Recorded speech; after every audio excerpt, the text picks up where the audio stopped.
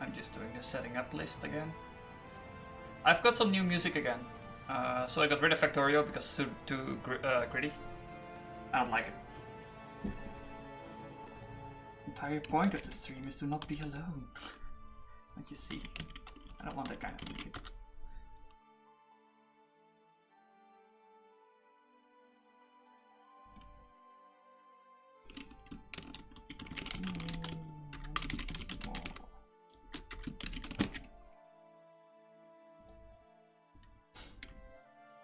There you go.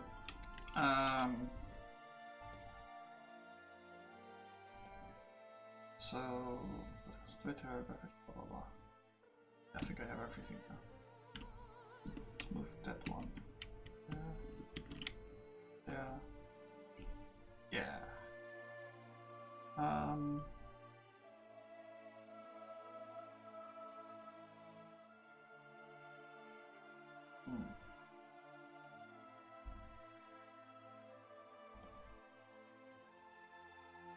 Yeah, I got everything set up already, so...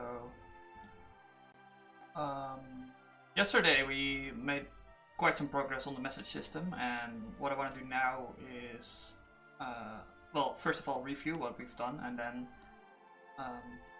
look at how to improve it again, according to the to-do list. I think the tasks we have to do are doable in this afternoon, and after that, which means tonight we can do some other stuff. It will be either Blender or working on the game again.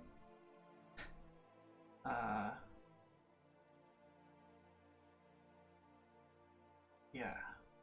So let's look at it. Let's look at what we have done.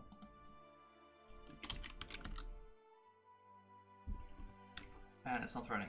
Okay, great.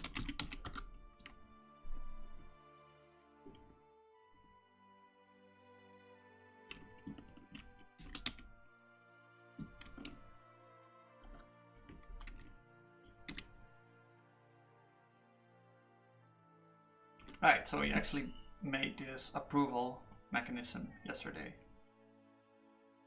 which allows, so the employee will be able to write out their time. Let's open another browser and then I can show it in there. You can see the interaction too at the same time. That's a good idea. So this is Chrome. And what we're gonna do is log in as Kevin then. Because Kevin also has to work today. For Kevin.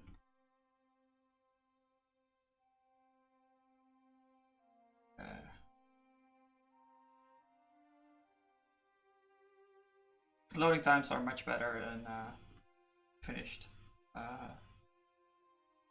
Well, you can see it's much better on Chromium at least.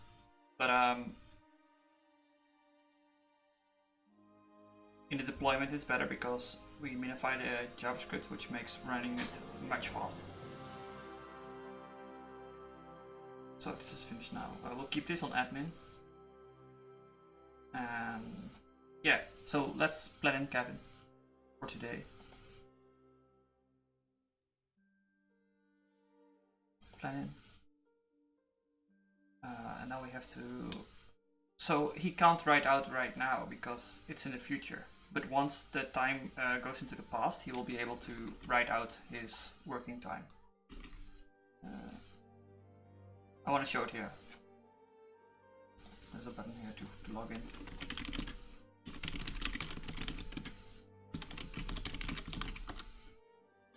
Right.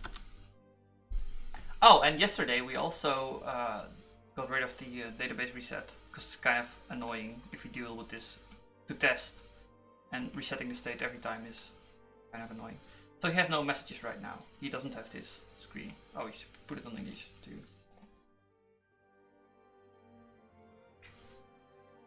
So yeah, translating is fast.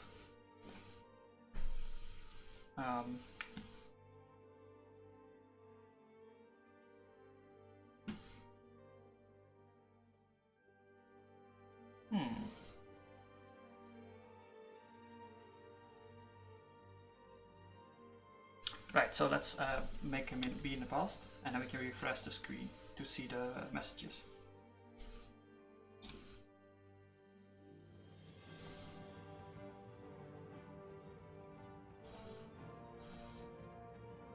So he has to start.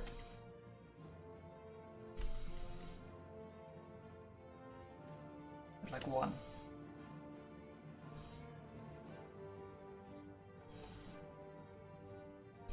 Let's see. Yeah, it's finished. And now he can write out his final time. This is what we want. But this should be the current time. And currently this is the amount of time you have worked.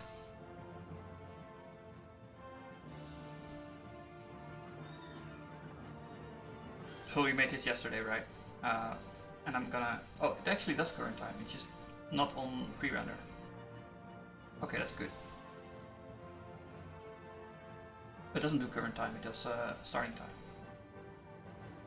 We can make it current time then. Yeah, let's do that first.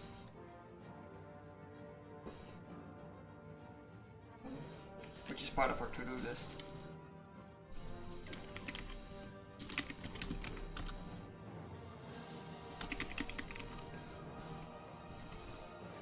Improve write-out for a bit. End time should be current time. Slider. No. Slider will be breaks. Because you can put it on 0 then. Most people actually don't have breaks. Because what they would do is like work for the night. So it'd be like 5 hours or something. In which you don't really need a break.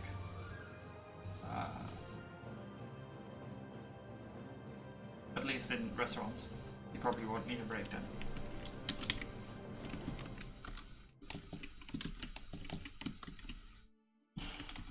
Like in programming, it's pretty tough if you would work for 5 hours without any breaks. But in case of a restaurant, it's different work.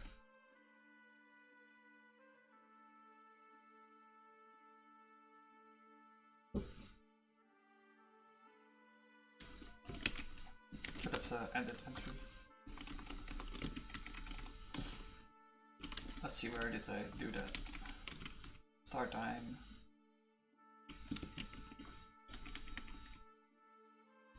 You made it start time. Well, you want to have it current time actually. So this is just this is also why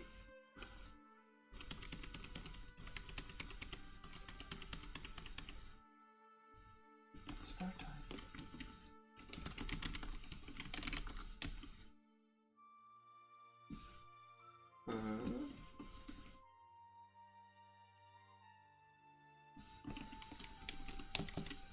Why does the pre-render do that then?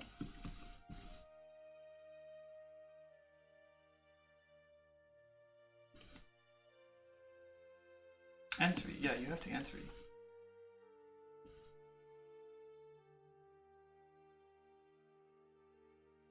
In case of nothing.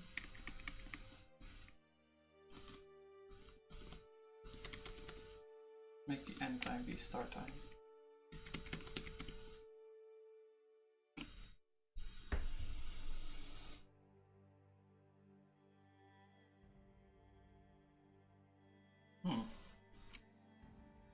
I don't know. Oh, I know. Maybe the data import doesn't work at all. Just in general. For pre-render.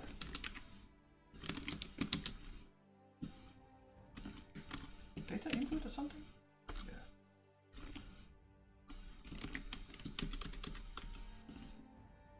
Yeah. Not expect it to work. Then again.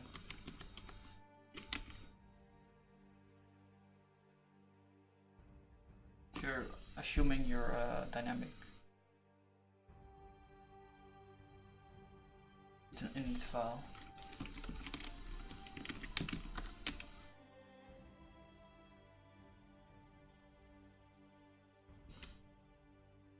Text input config. What is config?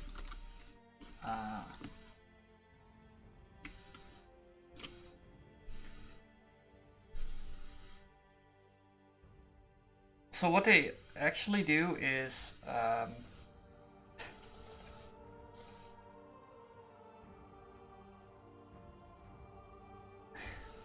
this printer stuff is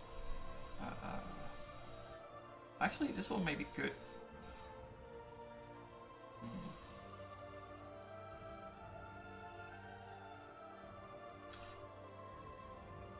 Anyway, so it may be a value. Put it in a dynamic. How do you get out of dynamic then? It's may file dying. Get may file.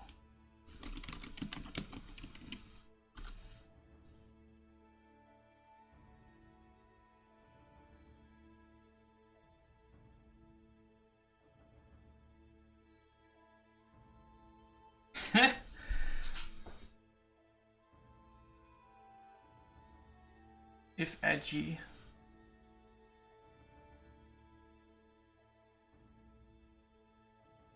And the input type is time, then we don't want to give it a may file because it breaks on edge. It doesn't allow you to change. Otherwise, right. So this is just filling these variables. This is the hack around edge.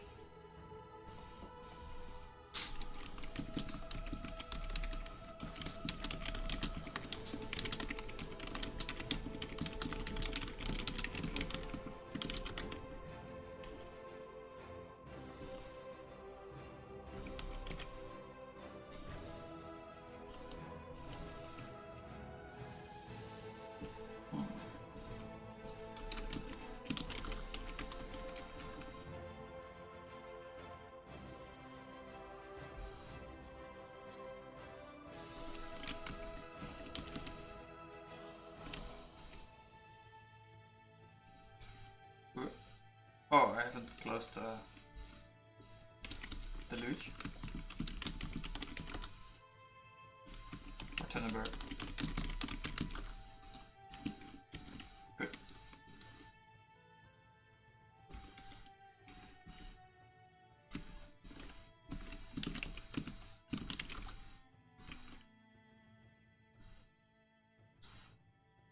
Right.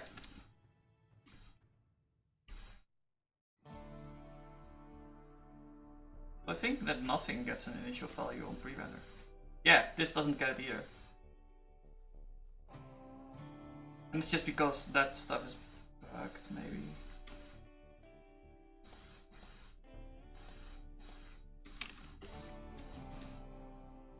That may file thing.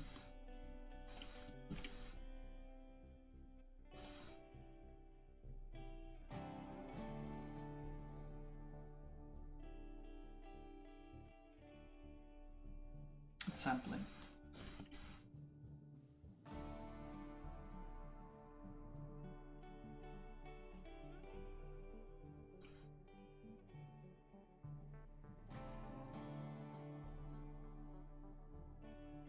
So that sample stuff doesn't work maybe or something?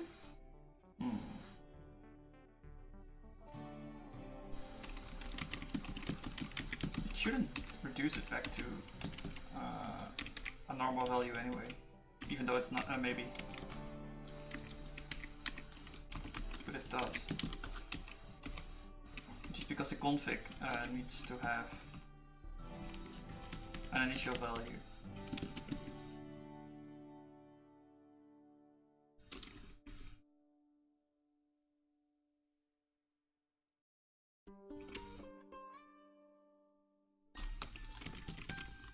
Text input.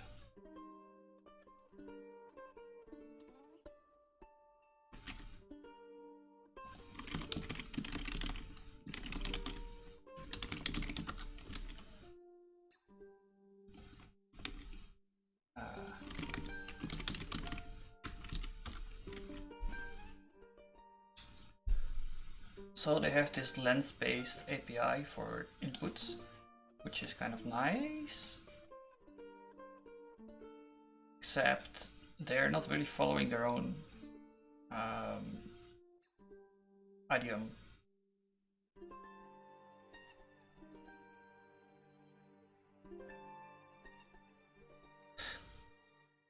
Initial value is text.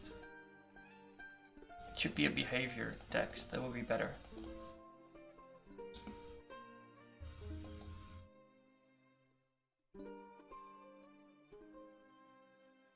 It will be easier to deal with. Initial. Input element config, initial value. What is input element config? I'm just thinking of like redoing these because they're not that.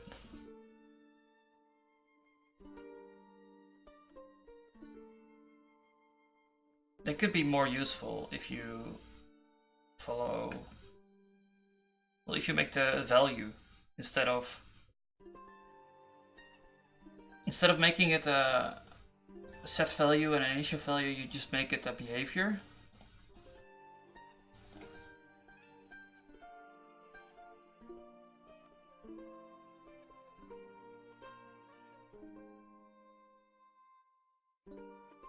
Or make it like, yeah, if you completely push based. You can give it the event though. That's a good idea. Yeah, we actually can. Hey Sky Bro. What up, man? Long time no see.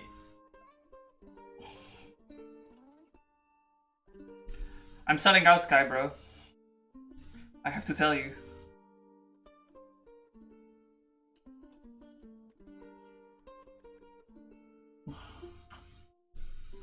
Yeah, I saw.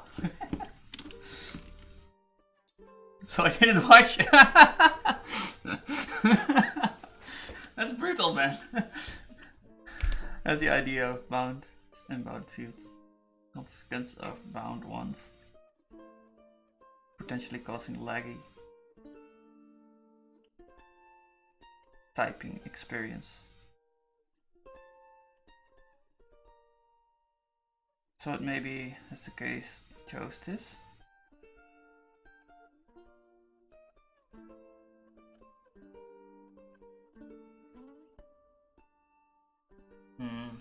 I'm not sure why they chose this.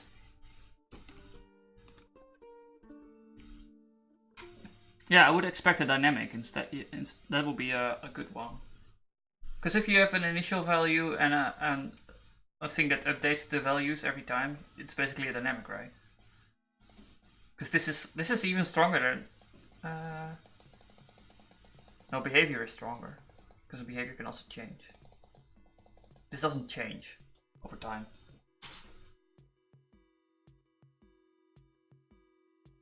But this is the change. That would be a dynamic.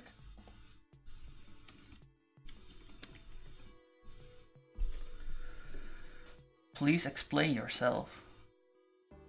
Like for selling out? Well, we live in a capitalistic society, and even though I'm very enthusiastic about doing Haskell professionally or whatever, I actually, you know, need to support myself and life. Selling out seems very attractive at this point. But only for a couple of days per week, so. As in you type a key, then it runs your code. And only afterwards it shows up. You must be sure to debounce updates into random async for it to be fast enough. I think they're running it on a separate thread actually, because the updates are based on frames, I think. And like they're doing that entire frame mechanism on a separate thread. And they have threading, you know, because they have coroutines and the Haskell runtime. So it's actually proper threading in JavaScript.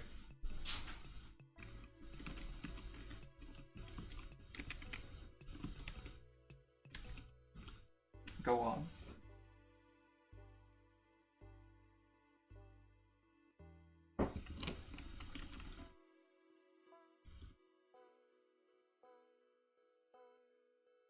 Makes sense. I sometimes write C# to pay my bills.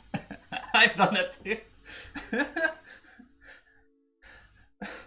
I've done like at least a day of professional C# development.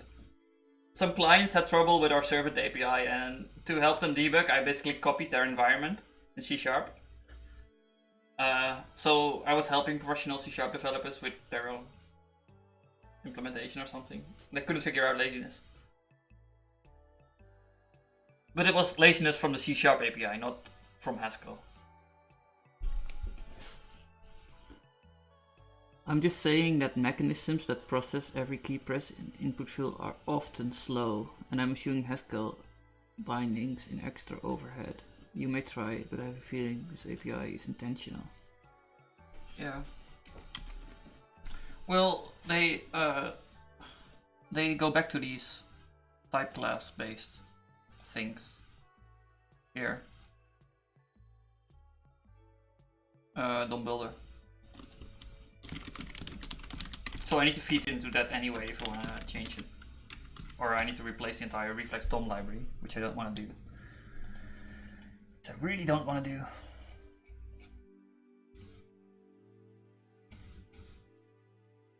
DOM builder.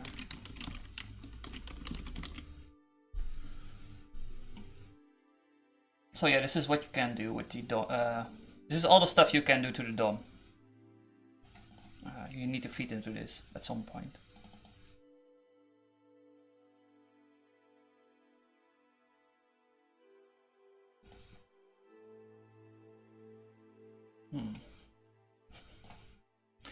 They just like have type families in their core, which is nice.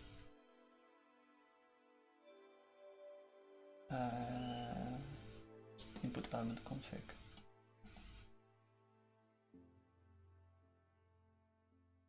Yeah, they're expecting this stuff for some reason.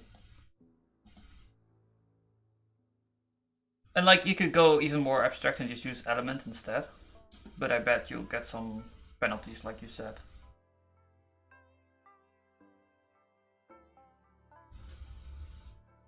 Modify attributes, yeah, you can just use modify attributes for everything. But I don't want to do that right now.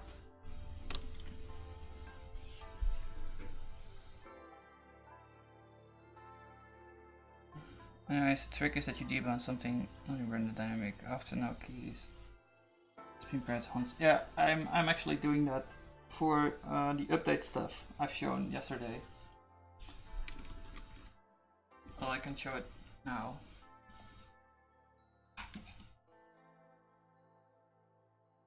Oh, I can't show it in this one. Show it in Firefox. So this is the admin one, and this is the employee Chromium Firefox. And these fields get updated after a debound event. I say, what? I feel my computer is very busy.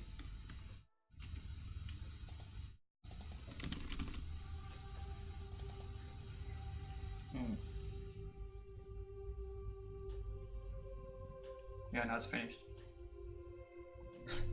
What's going on, man?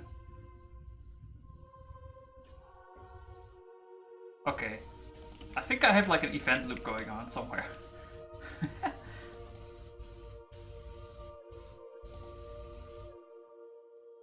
Which is probably a bug. But I'm not gonna fix it right now.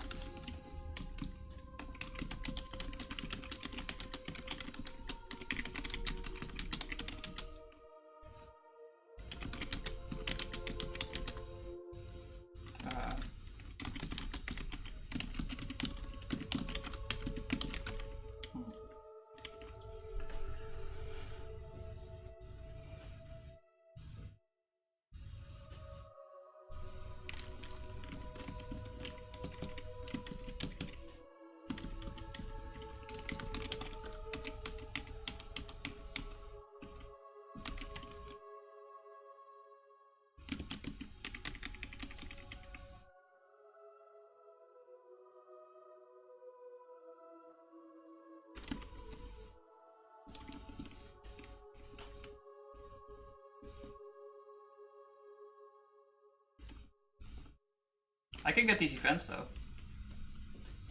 Don't I do that already? Yeah. No, what I want to do is a post build. I want to add post build to this. Yeah, we can do that. That's a good idea. I think then it will be set initially. So we'll just get the post build.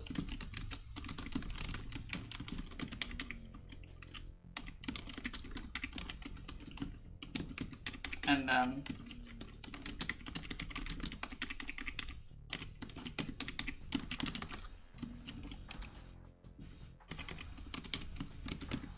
this will fix it.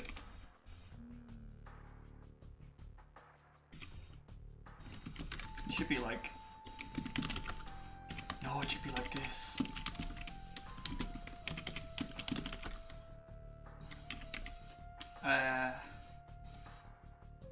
This means like override the event value with the value of this behavior.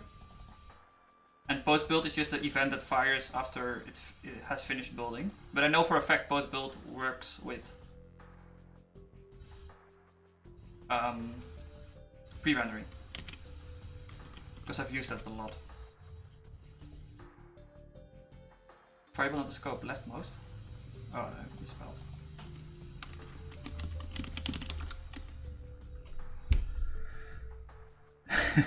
Switch to Nixos does work as well, by the way. Now you just need to replace like what do they call it? Ansible with Nixops. It's like, I think it's a really good sell, by the way. Ansible that works reliably.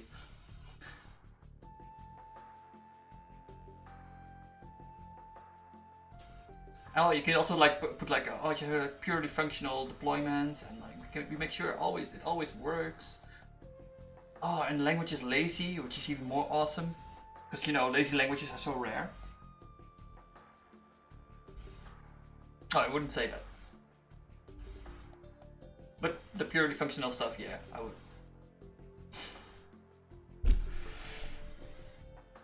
But because like the place I'm selling out to, it's they're also using Ansible at the moment. It's gonna be a pain to replace it.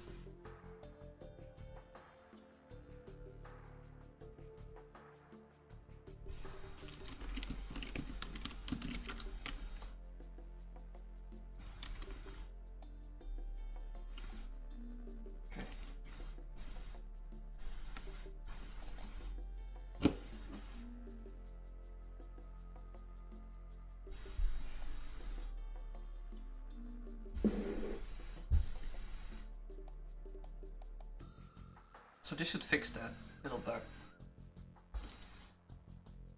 So when you convince them to use Haskell, well, I think using Ansible is a bigger pain then. Well,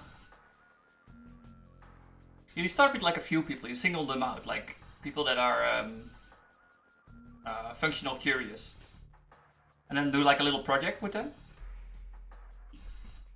And then, you know, once you suck them into that,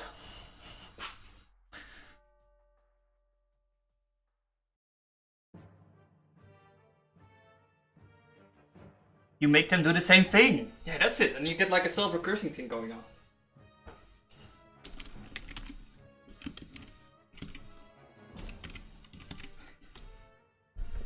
I actually prefer Docker in production with Nix as dev environment.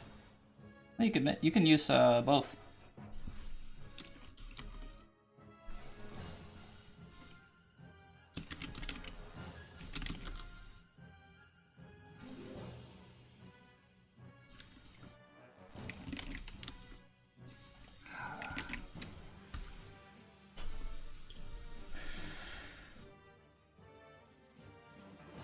I know about Nix ability to make Docker containers. This is Docker Compose for Nix.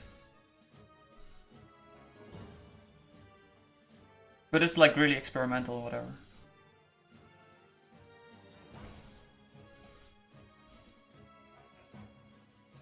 That's like another selling point of Nix. You could like say it's like a layer of abstraction upon our DevOps. And because, you know, we're using microservices and whatever, We need to be able to program our DevOps, because all the complexity gets pushed into that. So, you know, nix. I'd buy that.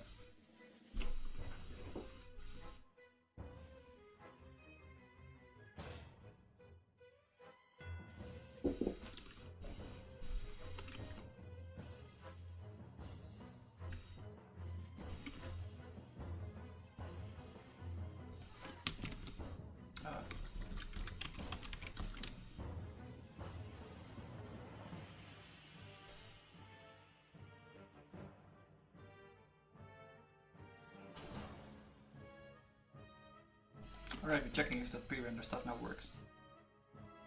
Right, I need to restart the server. I commit yesterday. Yeah. Good.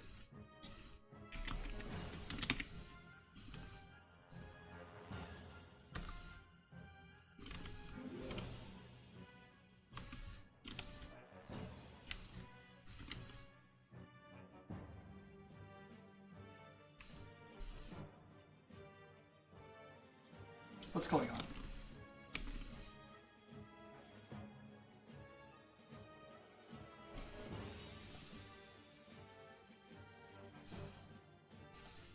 Why are there no messages, man?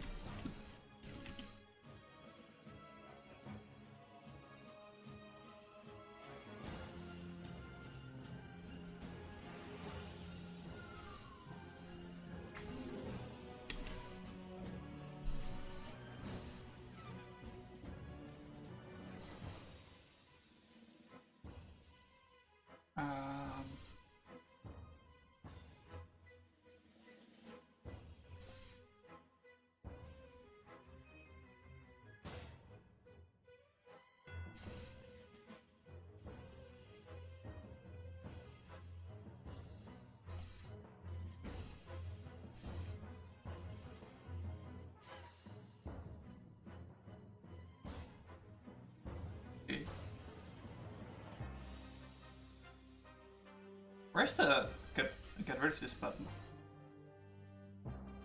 Why is there a white space here? Okay.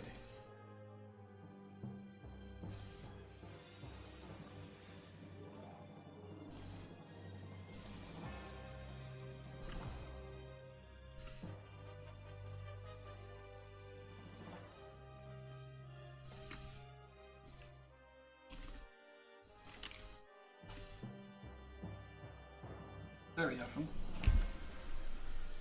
Oh no, I'm in time. Did I fix that? If you looked into pure script, I haven't written any Scala. The type system seems good enough, but I'm not a big fan of the syntax.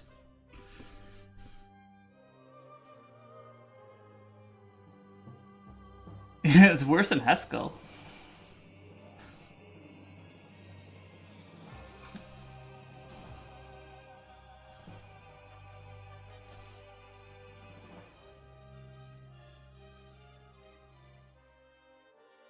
The stack airline backend, the server.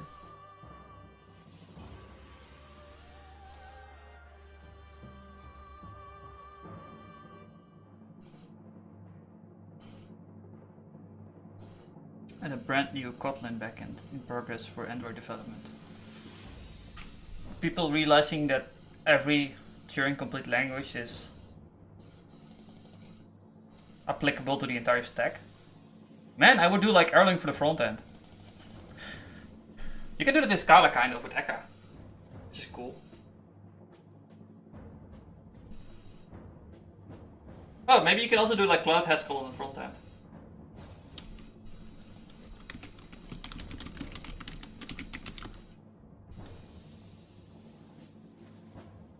That's insane.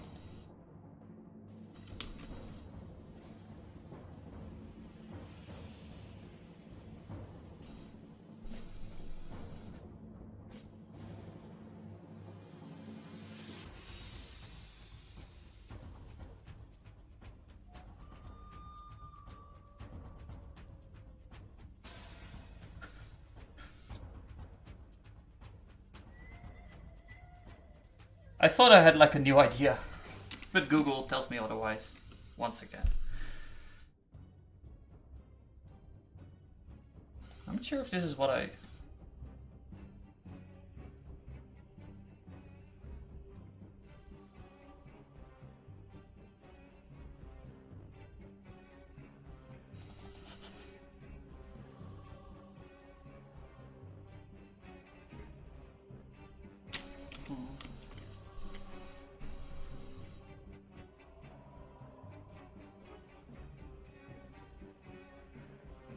Laziness? Laziness is easy, right? You just add a lambda.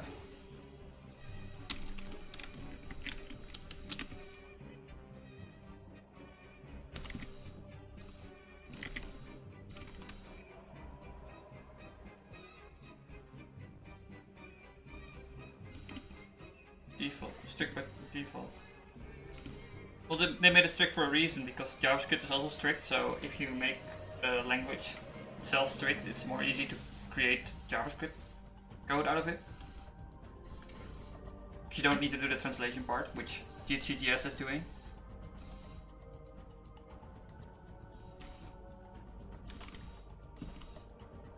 But let's see. Okay, this is some kind of... Let's say it's Scala, right? You have some kind of value.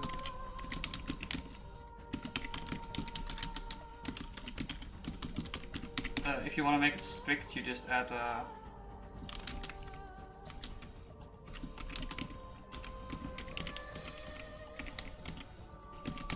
lambda.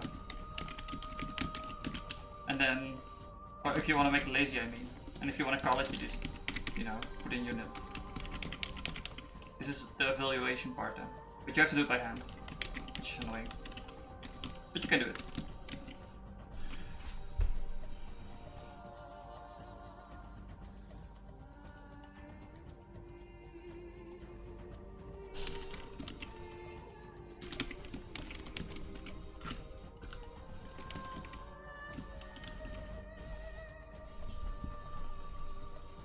Things are strictly superior. I don't know, man. I really like reflex.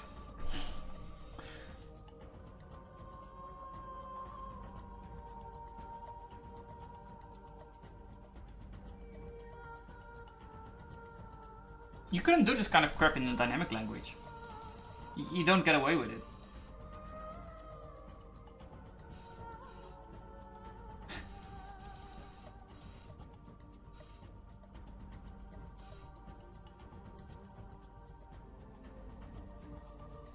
Maybe I'm producing unreadable code. But it compiles, so I know it's correct.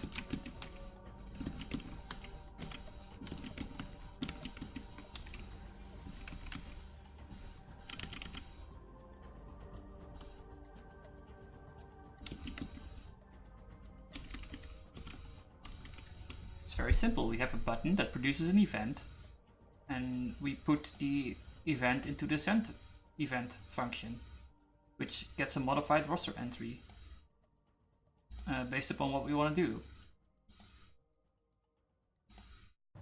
And then it's just a monad. Because, you know, bind.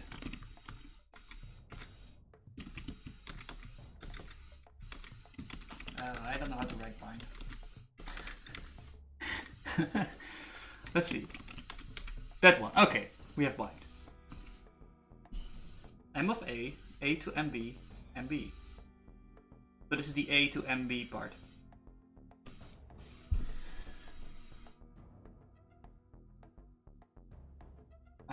So monad 1, which we apply to monad 2, and monad 3. Which we put all in a tuple. And then we evaluate it. Because they get, this becomes tuple, a monad. 2, 3. So what this arrow thing does is then get rid of the monad actions. We end up with the events inside here. these events. And then we make a list out of it with each, because you can make tuples into lists.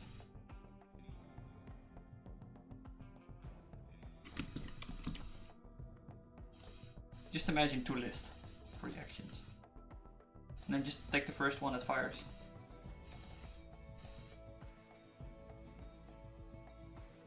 It's totally readable.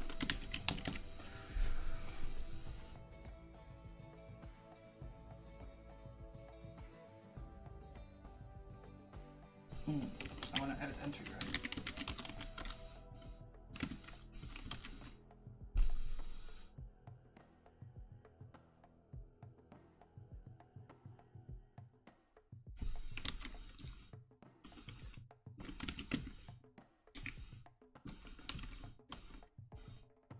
So it doesn't work on pre-render. Ooh, it's gone on pre-render.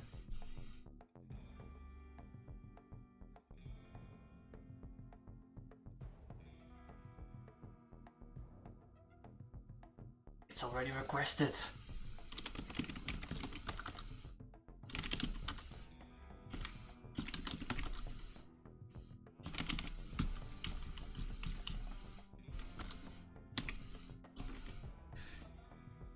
Except it didn't do anything.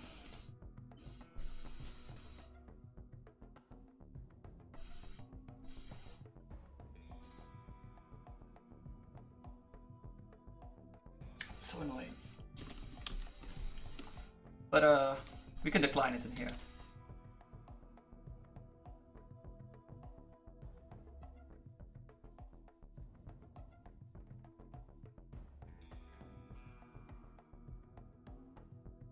So the app is actually not working, it's still loading. The JavaScript, the obnoxious amount of JavaScript produced by GGS. It's gonna be slow because of Firefox and unoptimized JavaScript.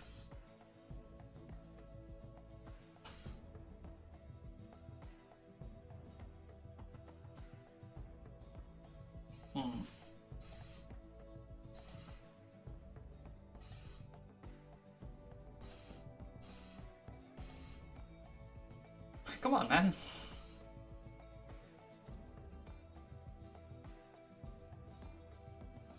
Maybe I'll fork another Chrome instead.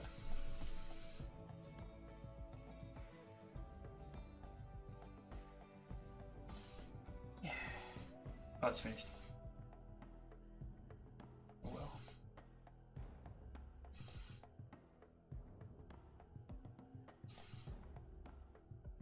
Oh right, we should put it on English instead.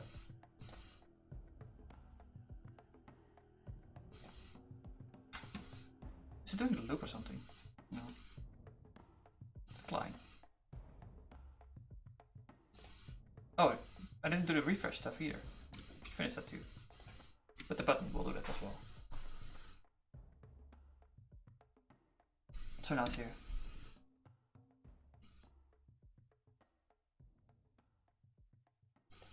I'll take my new incognito window.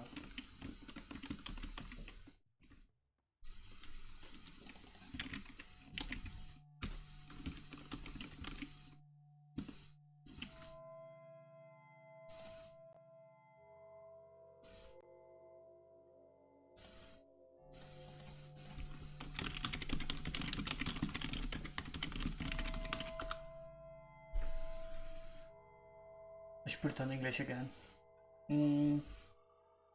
So it did save, even though I didn't do anything. How did it decide to save then? Maybe it changed. Yeah, maybe the data thing produced the event. Or did it post build?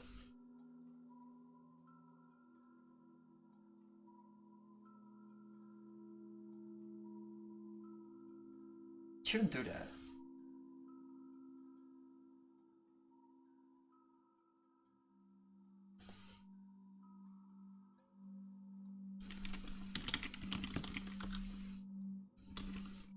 Yeah, the fix that didn't even work, so let's just get rid of it then. Doesn't do anything.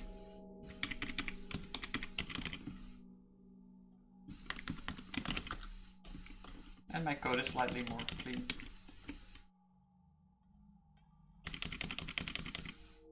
I'm not stressing it that it's not setting the initial value on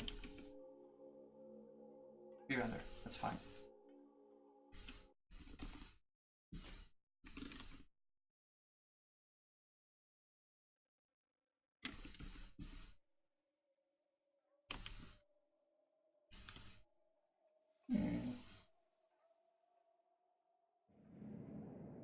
We should set this though.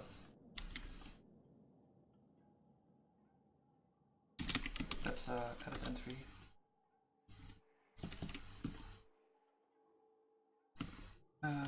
So this none thing, which is like a way to get rid of maybe, even though it's still maybe.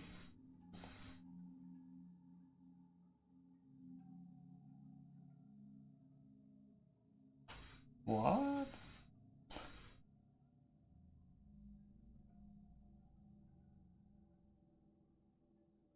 I don't. Okay.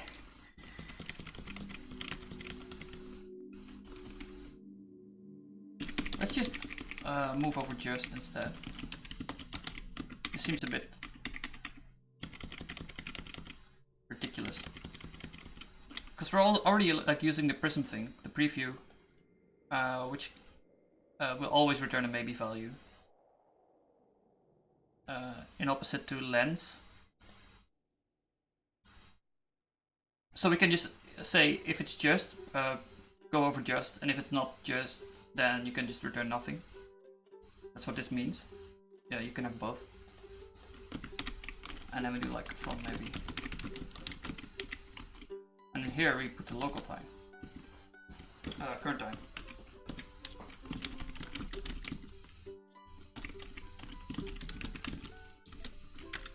Apparently IO doesn't need to be pre-rendered. We have IO in both cases.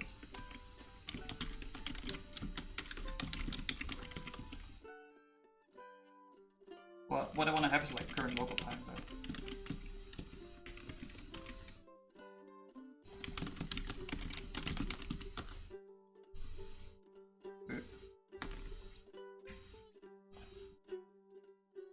we put it in English.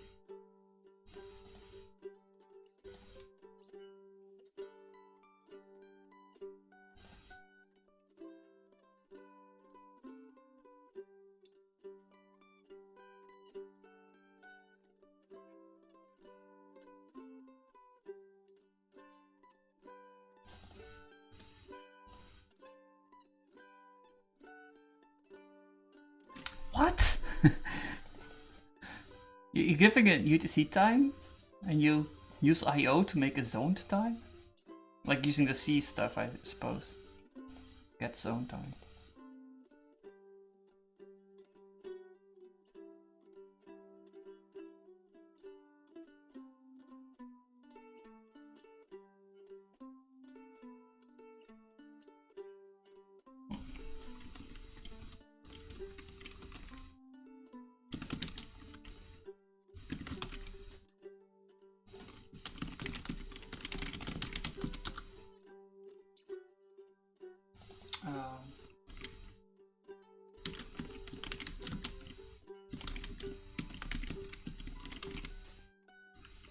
Maybe I wrote a function.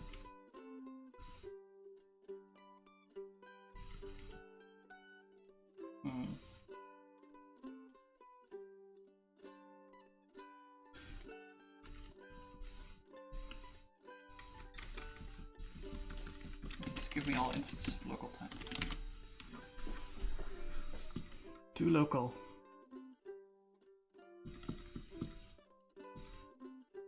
Oh, I wanna get like. Didn't we make this yesterday or something?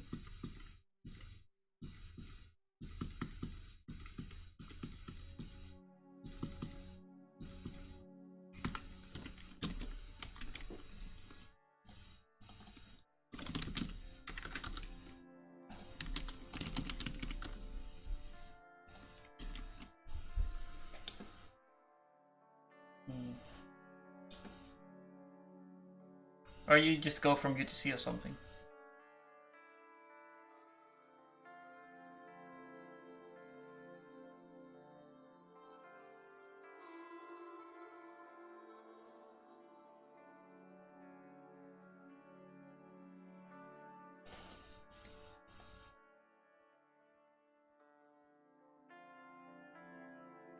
That's it.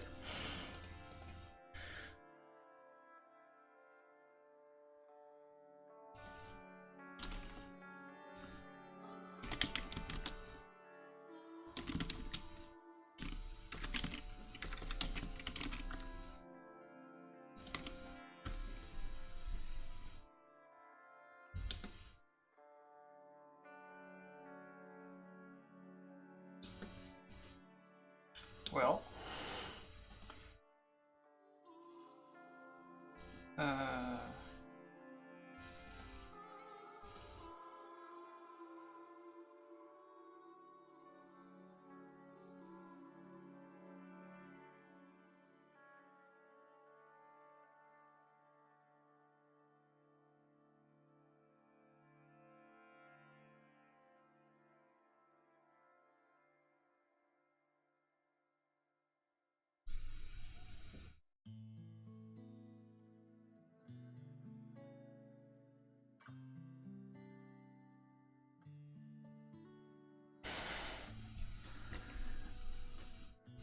okay, let's just use get current time then, and then use that function with you to see.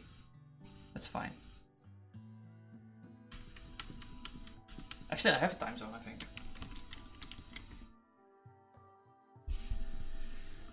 If you're wondering about performance, some of the frameworks I tested, like Closure.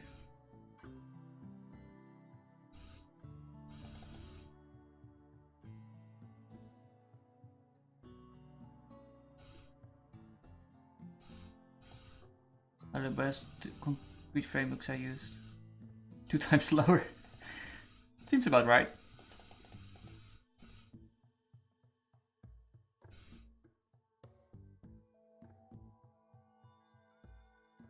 JavaScript 30%. I mean, yeah, but I'm so deep in right now that, like, if I would change to another framework or whatever, it would just take 2 or 3 months. And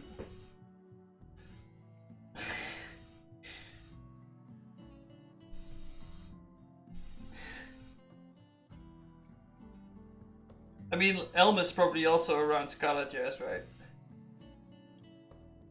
I was familiar with Elm, but I chose to use Haskell instead. Faster than JS? Really? Damn it, I should have chosen Elm. And Elm doing SSR.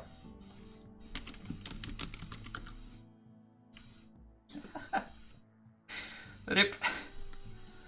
The worst thing is you have like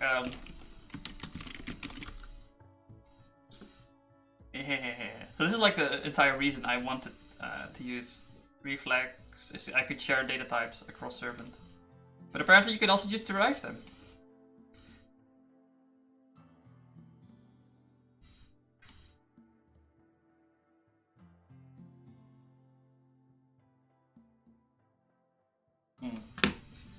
Oh well.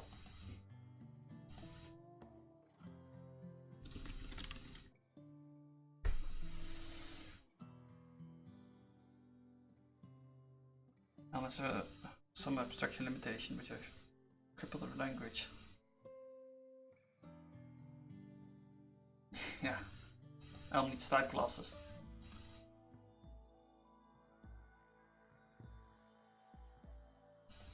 But you know, they were like, if you have ADTs and functional programming, you're 80% there. Subtypes and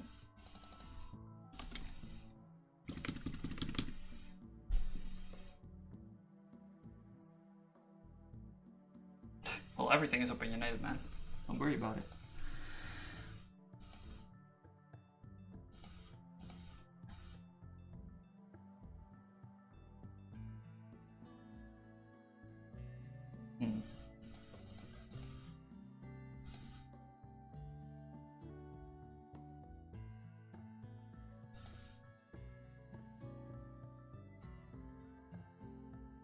What was I doing?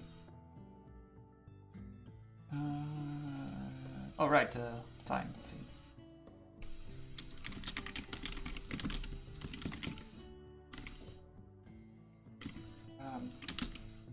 Get current time, I think then.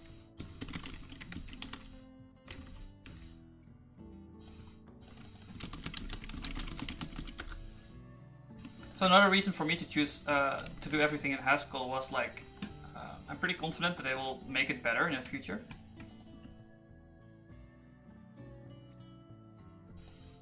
Even though it's kind of crappy right now.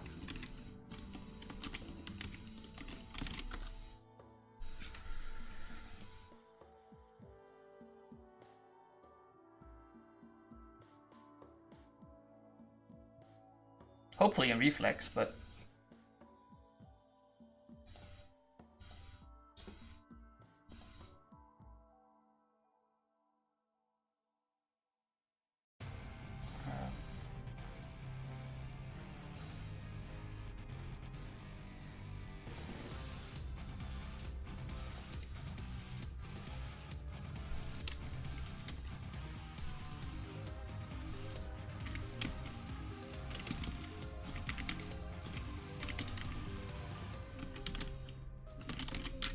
what do I have for time?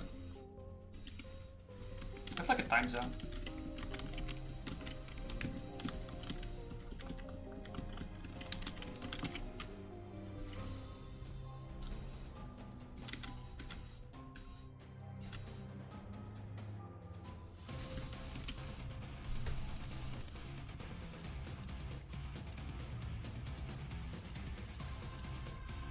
To do fetch from db to make configurable, we should just delete this and give a label to argument to local and from local funcs.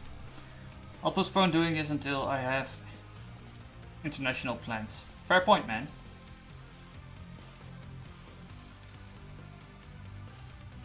Can't move this to common because TC doesn't compile. Crap. At least my computer froze and I gave up after a couple of minutes. Well, what about a couple of hours? Thanks, past Yappy.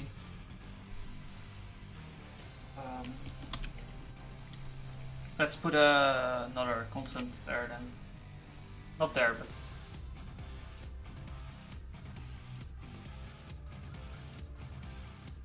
Oh, you can make it be... yeah, what we can do is put it in the settings. In an initial app state or something. Then the server can still decide time zone. Which, yeah, that's the way it should be, I think. Time zone.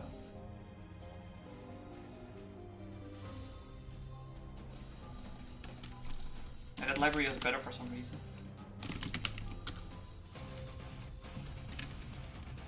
Efficient time zone handling. Do you have like a 2 time zone? You're based on data time, right? Yeah.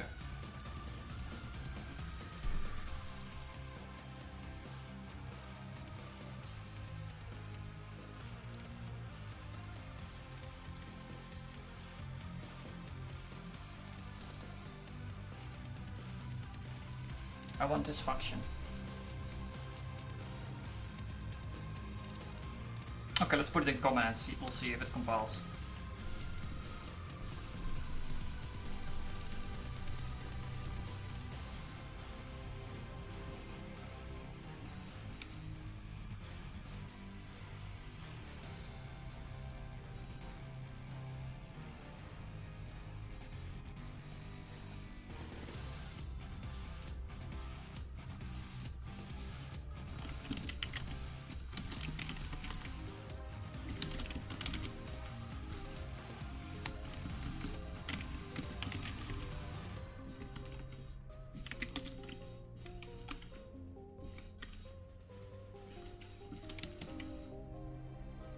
Maybe it compiles now.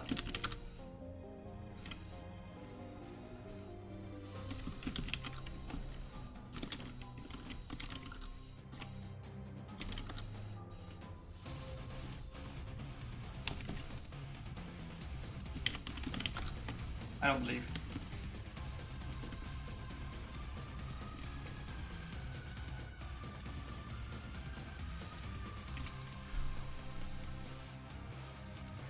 So the problem wouldn't be the native compilation, but it would be the GCGS stuff.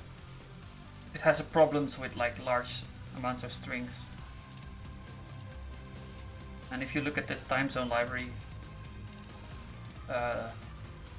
this module.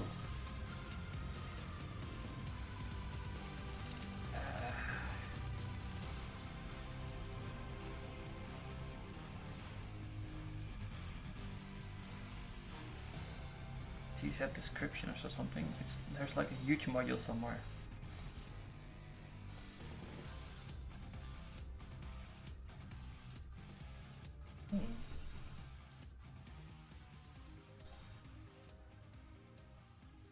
Template Haskell?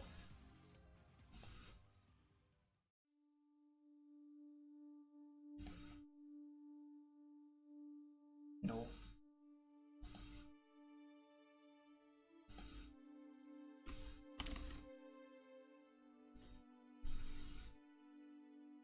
Okay, that dependency, that's fine.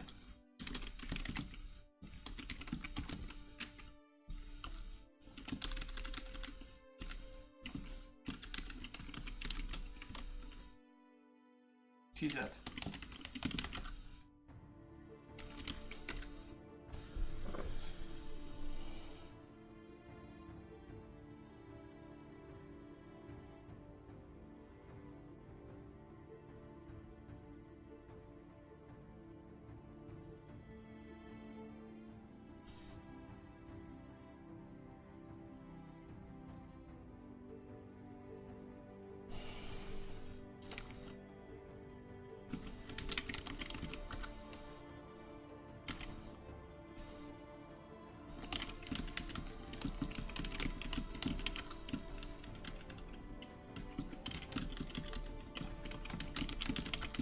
Local, a bit later.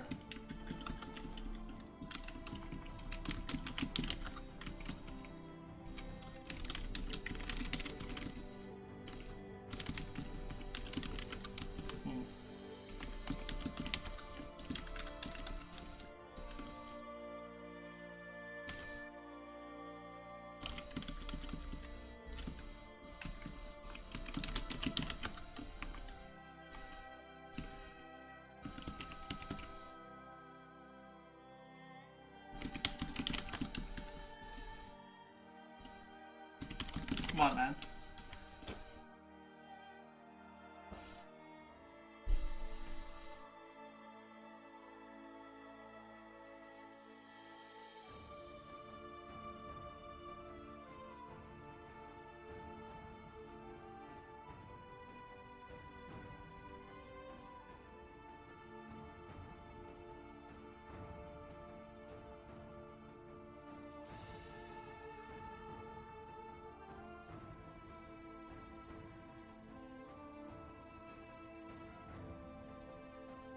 So yeah, this is all the native stuff, which wouldn't be a problem, but I'm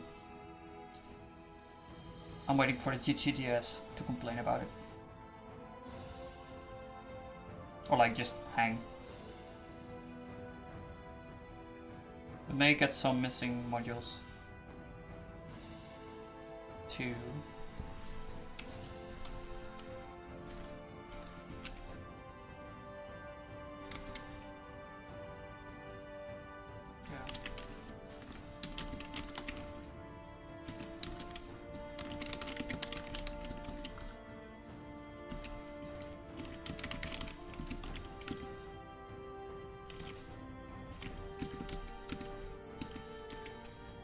Let's just find a replace them.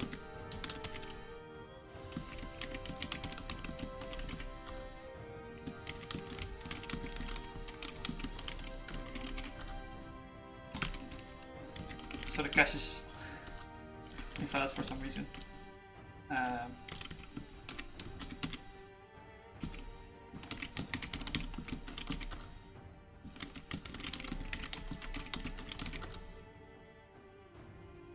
Edit entry.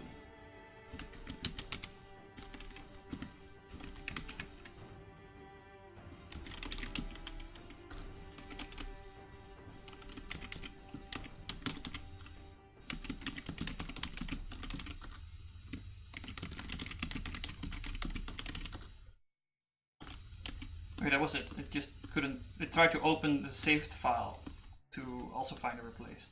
That's a lot of them actually. I didn't expect that. What's going on? Oh, my edit entry stuff is right. I haven't finished that. Well, we can now, right? I have the function I want. So it's UTC time to local.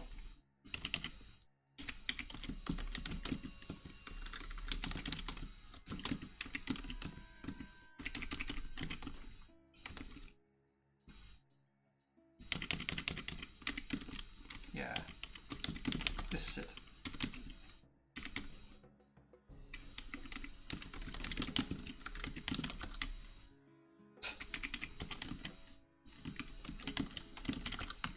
Jam more shit on one line.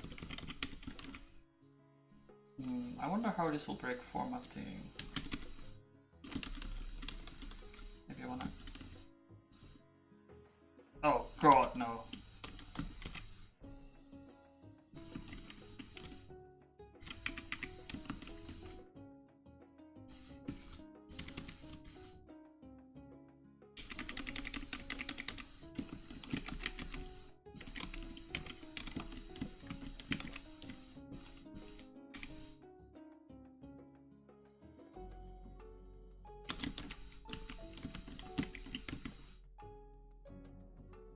Maybe from maybe. The thing to realize is that these are getters and setters. So you just want to jam them on one line basically. If you put it below each other, it just becomes confusing. Because it's one path down into a large data structure. And then finally conversion. What's time of day even? Wait.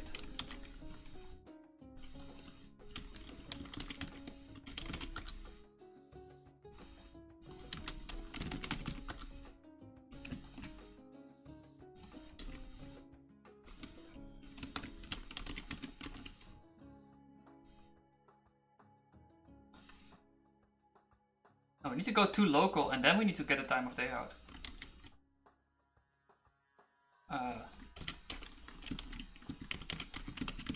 Because we need to do the conversion from UTC to whatever local time is. Otherwise you'll get a wrong.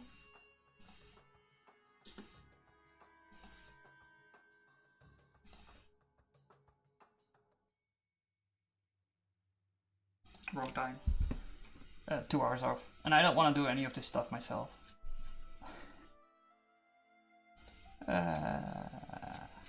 I really don't want to. Local time of day. There you have it. You go to local, then local time of day. Fine. So this becomes a function from UTC time to time of day. All this. And we go into the monad. Do that.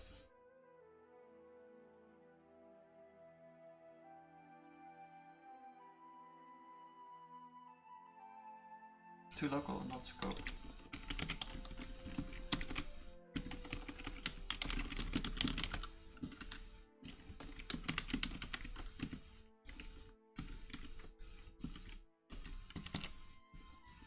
Compute.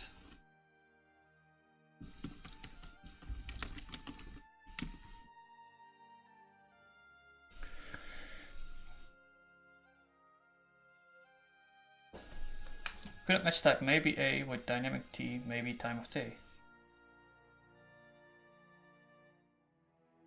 Actual tag, maybe time of day.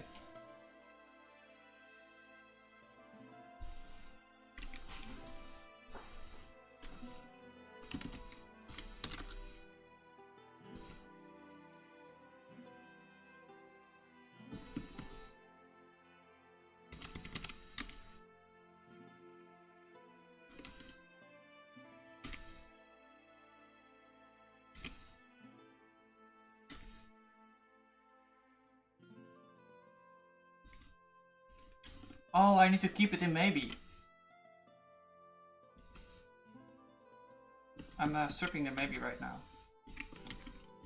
But that's easily fixed.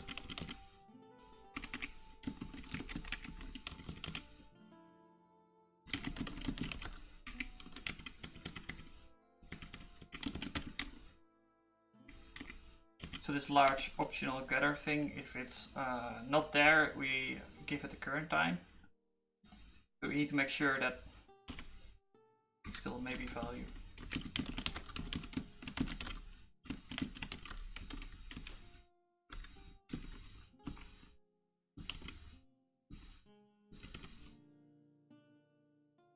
I don't think it can do dollars either.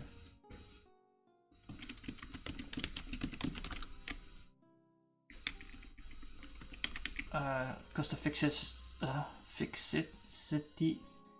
the determination of order is the same for this thing as this for this thing. So it doesn't know which one to do first. Therefore I add these parentheses, saying you need to do this first and then you can do this. And it fixes everything. Yeah, the fixicity is now fixed. Thank you.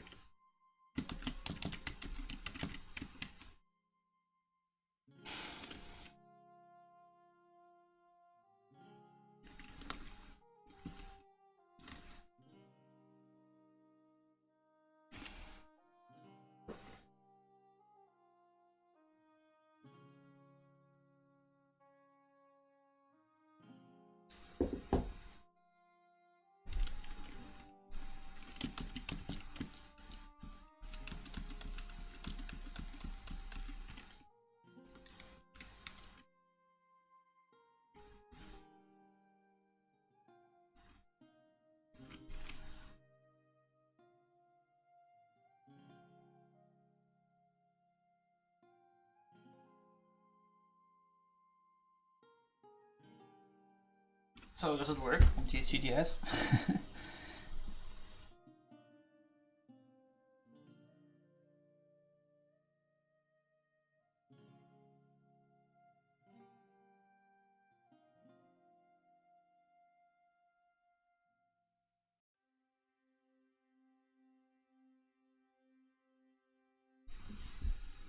This may take ages.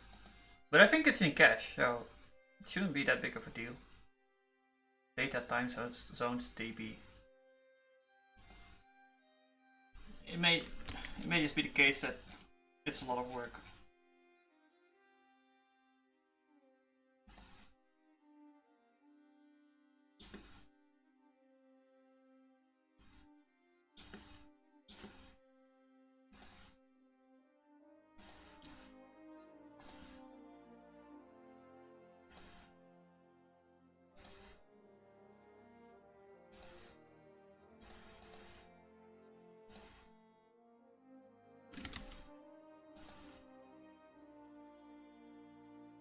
TC data, that's a separate module maybe.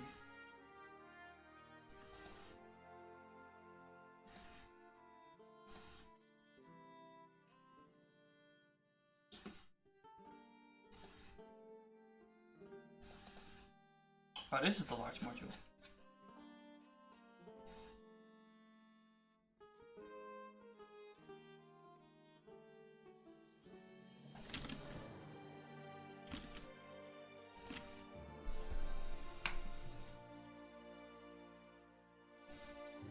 Not enough bytes.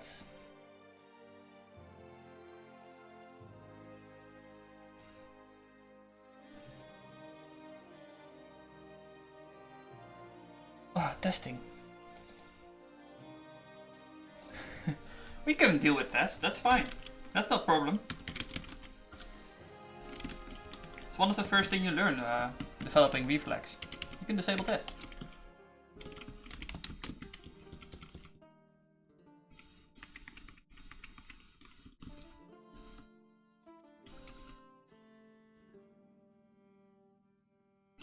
Which one is this? DC data.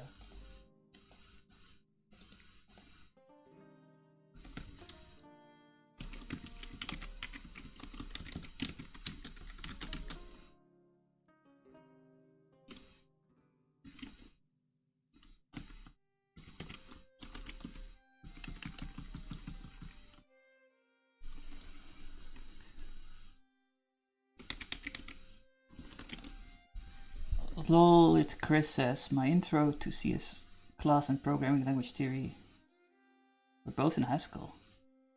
Definitely good to love it. Yeah, man. It's an awesome language.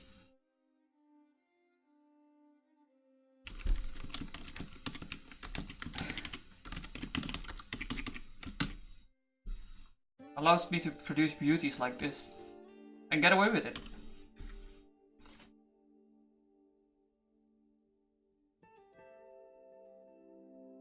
At least up to some point.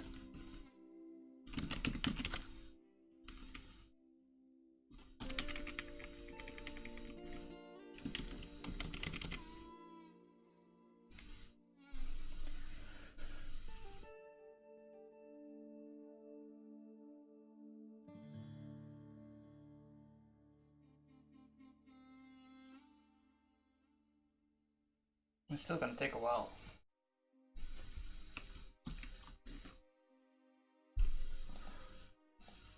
I think they're using that TC data massive all the instances, no TC label.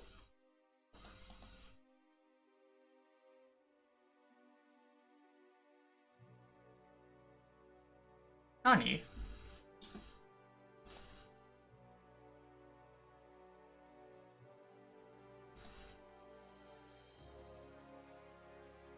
This class gives the value associated with a type level time zone. Oh, it allows you to extend. Oh, okay, I see.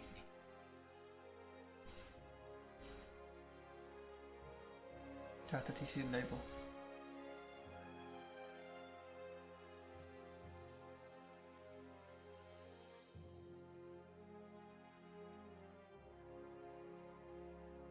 For every constructor you made a label. Or what? What is this thing?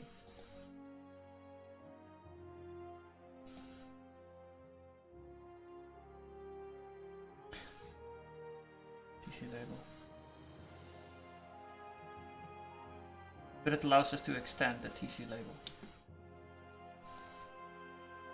Or something? Why did you do this?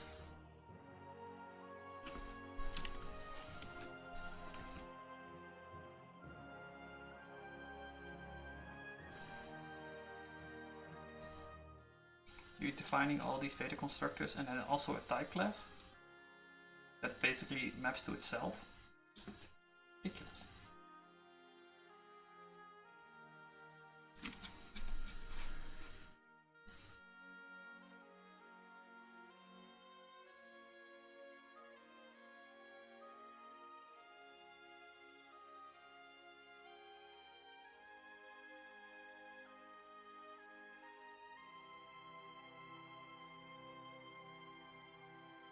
Yeah, so the promoted kind is reduced to itself again.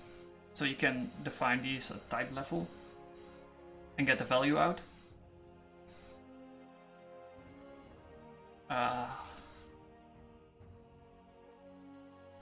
So you can promote these. Okay, if you want that stuff.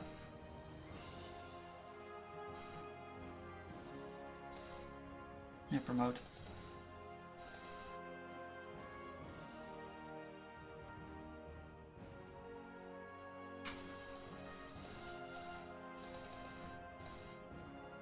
If you want that. Oh, I think it compiles. That's good. So maybe last time I just ran into this problem, that test didn't compile, and I just gave up or something. But now my next foo has grown bigger. I can just disable them. Oh, and this setup is also available online, by the way. I made an example project that also does all this. That does this kind of stuff as well. But it's mostly based upon Reflex platform anyway, so.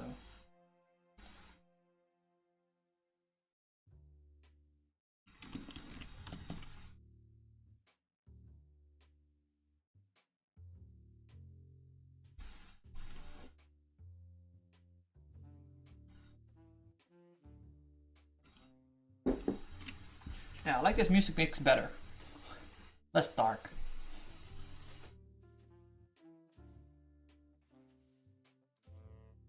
More relaxing.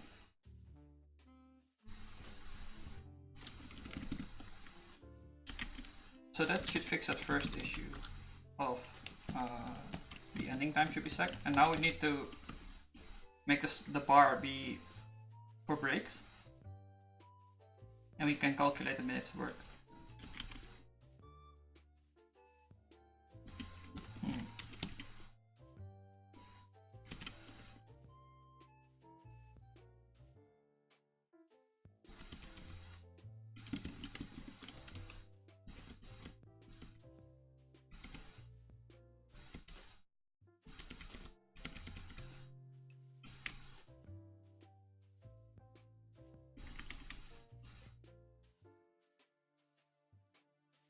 Hours worked. It's minutes worked.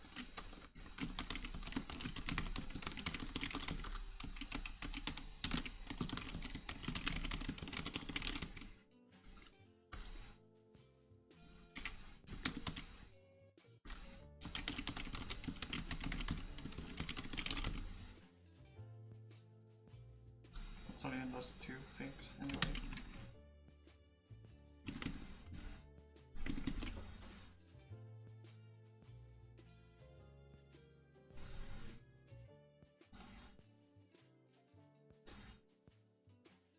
TC data is compiled.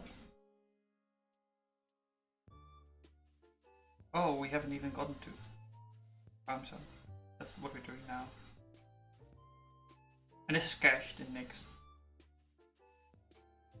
Oh. There are more tests. I know how to deal with tests.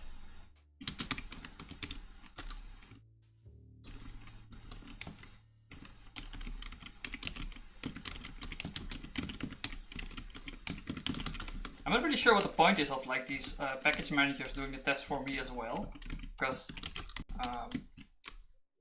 I'm not the author of these libraries, so if these tests fails, I don't really know what to do about it, or if it's on any impact on me.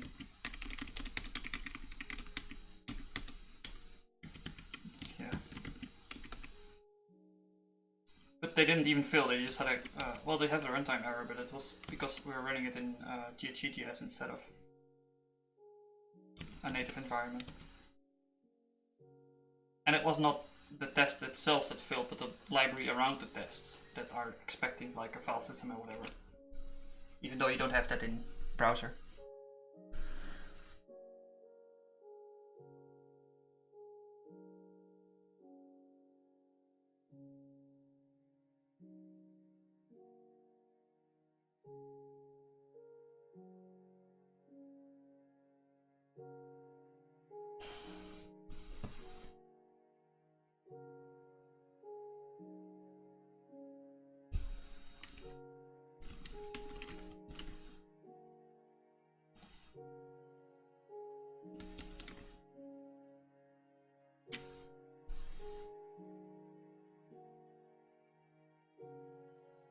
Yeah, this should be renamed.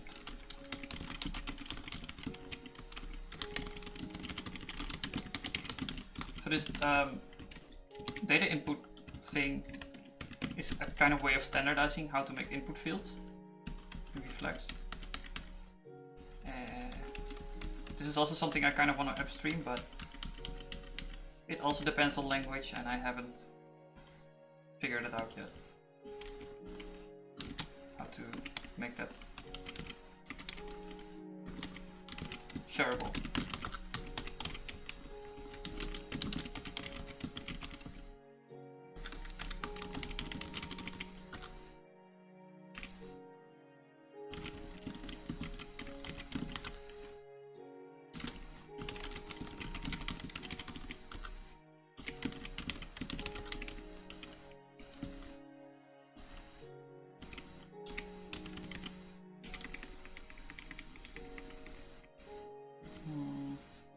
It's gonna be break. I want to also give it a max and min. Right. Or are these settings? Ah.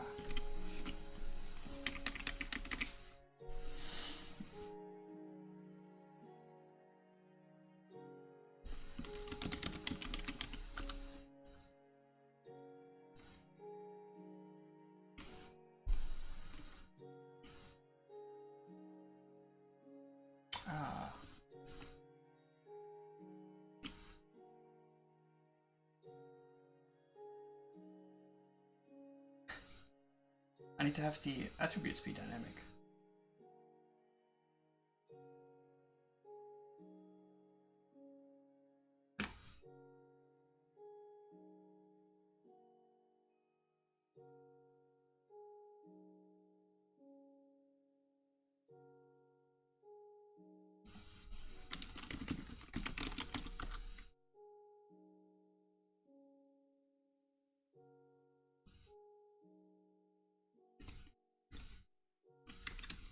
Well, it compiles apparently. So now the ending time should be set on current time. Once we rejected that request.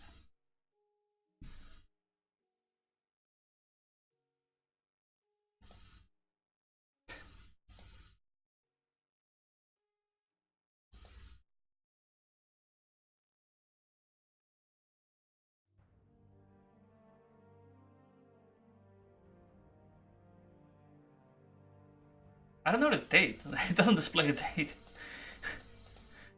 That's a problem.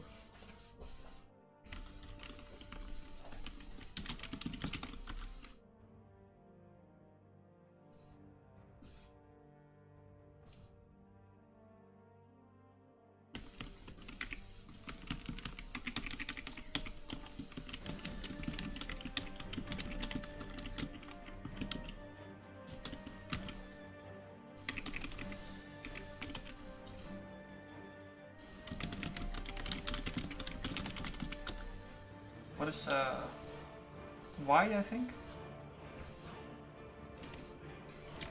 Someday I'll memorize these.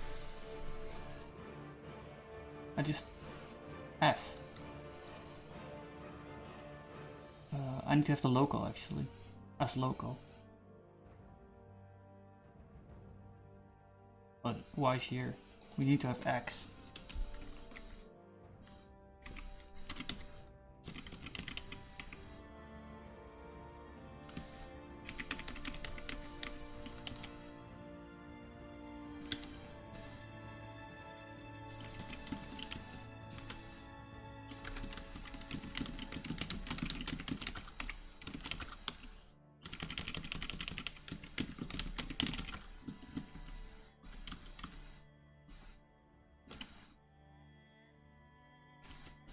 Also the day. We actually need to have it like maybe the default one. X is day. But I also want to have like the day name. A. It's A, I think. Because it's kind of hard sometimes to tell based upon just a date what day it is. But if you do these like the little day things in front of it, it's much better. It's A.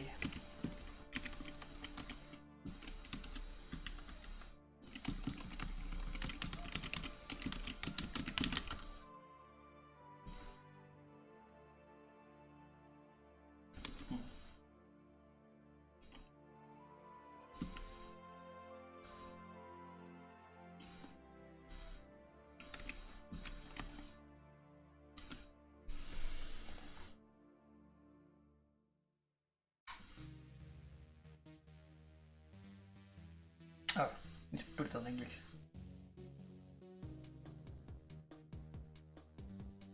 I misspelled that. Weird.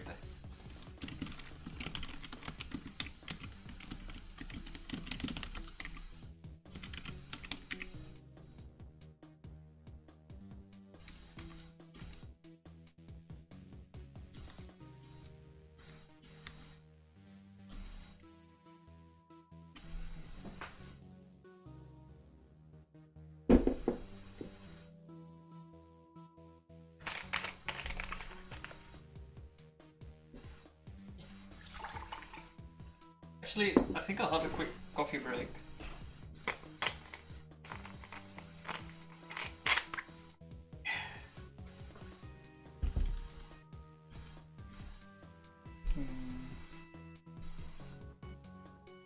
And you can also finish compiling. But I want to get some coffee.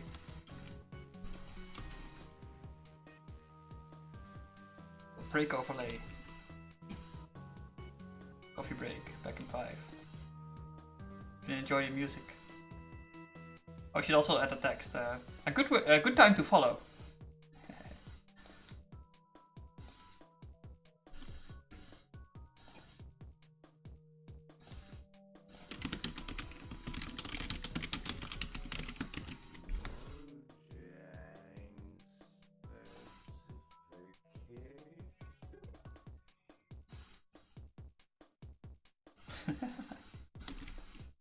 Oh, it's not very clear.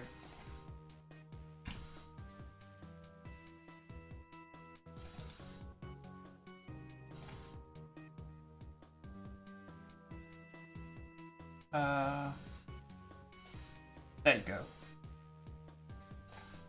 Okay, I'll be right back. 5 minutes.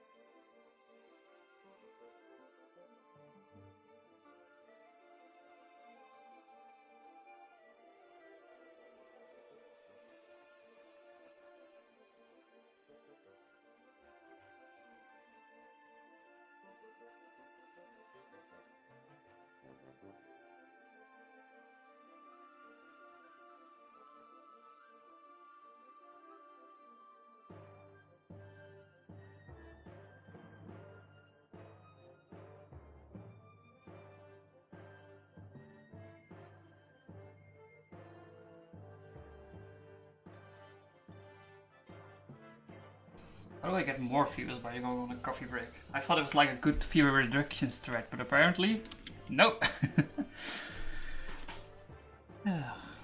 Let's see.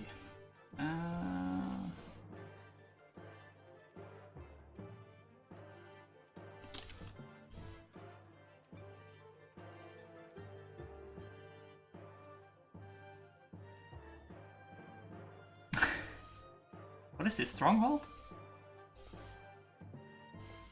Wait.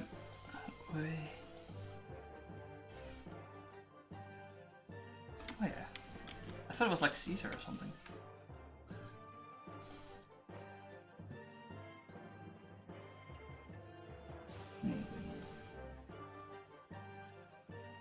Yeah, now we have the date. Saturday, Sunday. We just reject. It should update. Let's make it now, actually.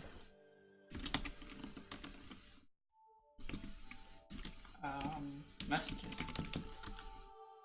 We actually have a lot of the machinery in place to do that update already. And what this shit is about, this like tuple whatever monad bullshit each leftmost. But what we do then is just ignore it. We traverse over it and then just ignore the result. So we shouldn't do that. We should capture it. But I don't know the type of this thing. I need to look it up actually. Something I want is, because for some functions I have this like I have the suggestion here, but for other functions I don't. I wanna fix that. I think like Haskell IDE engine does that, but I should do a pimp my editor stream, because then I can also do the Doom line Skybro suggested, and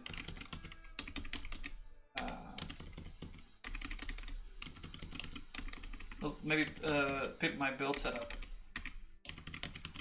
because then I also want to like maybe look into the X monad and other stuff. I just did not use type holes. Or this.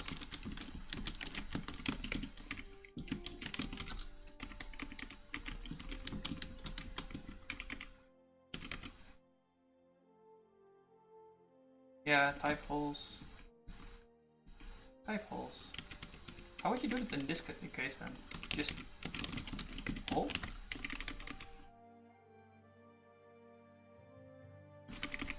Or like, maybe like this. Does this work? Type holes.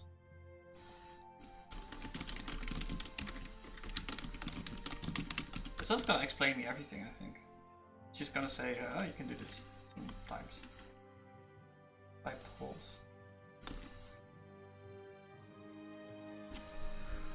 I'm confused.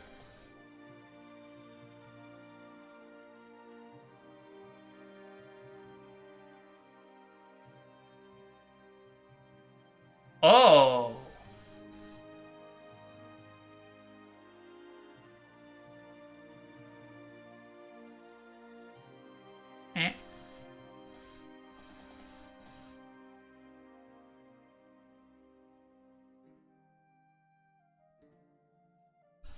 I want that.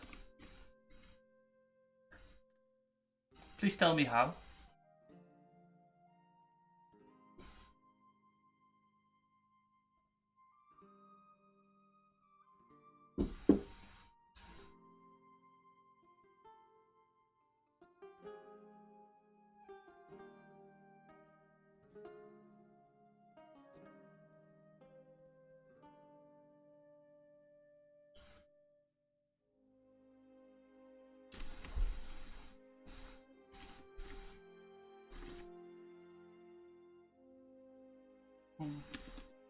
What is...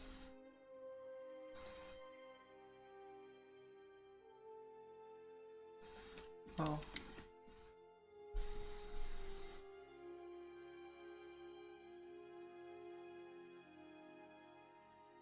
What is it doing then?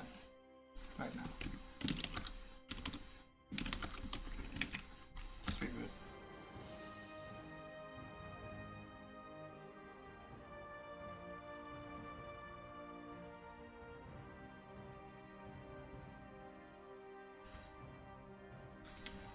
On recompile, it we just added a dependency, so it just throws away everything then, I think. And recompiles everything. But I felt it wasn't doing that before.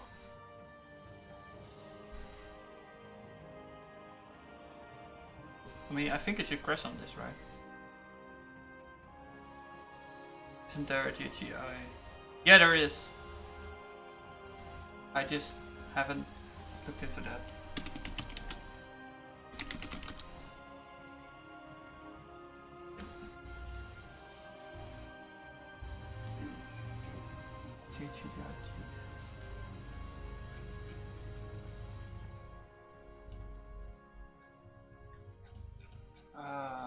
It like connects to a node server or something.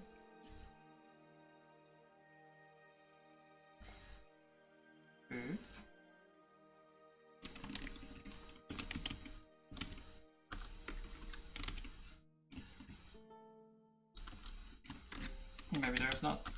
I thought I saw it somewhere. The legal type signature.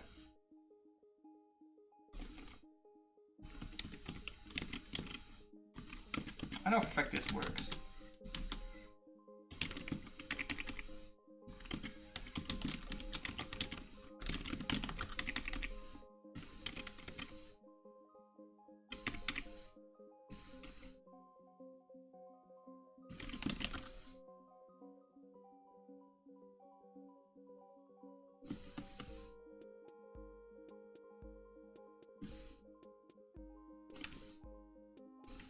But like, it doesn't matter if you have GHCI or GHCGS because this is the same.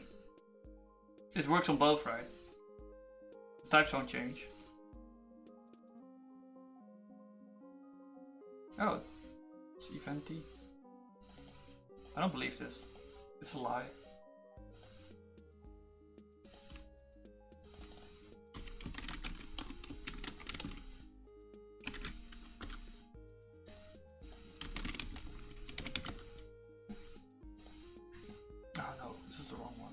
Ancient.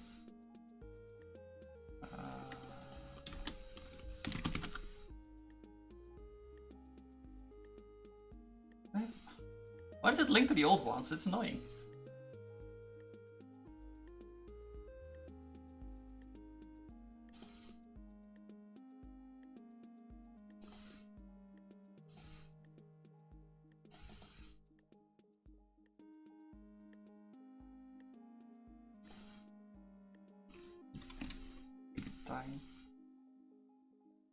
Dynamic TMA event. Okay. So there is actually an event resulting from that, but because we have a list of events inside that. For every message we have one.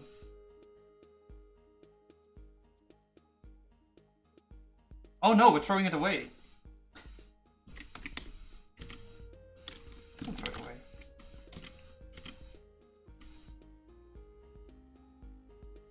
So it was right then. Yeah, it was right.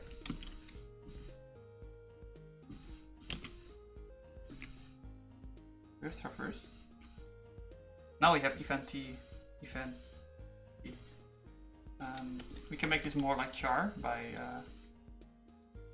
F mapping left most into that. And then event join,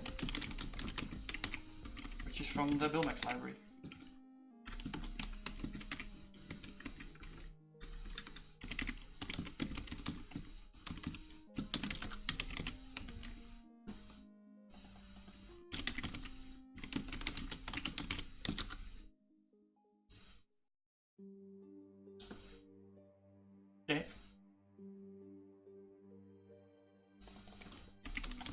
Google this at this point. No.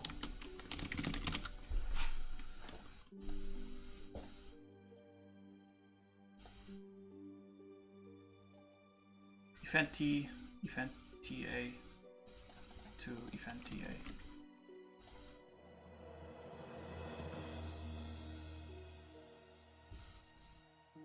Yeah, you exist, man.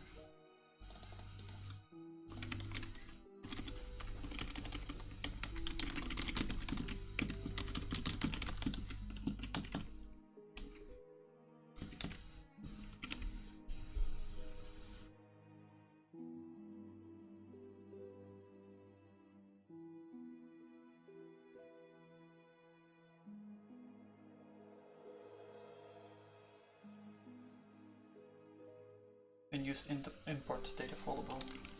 Right, reverse is always available for some reason. So now we just let the thing tell when to update. We can get rid of this button even. Didn't even make any sense. Oh, we can also put tell events in there.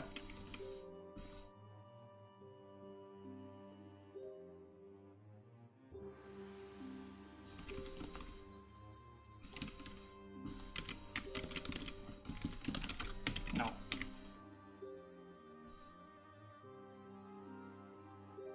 So the tell event thing, that was the toast, which just gets pushed up the entire app.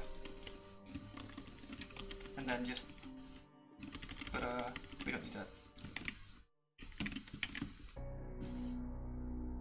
Don't need any of this. I think this is it.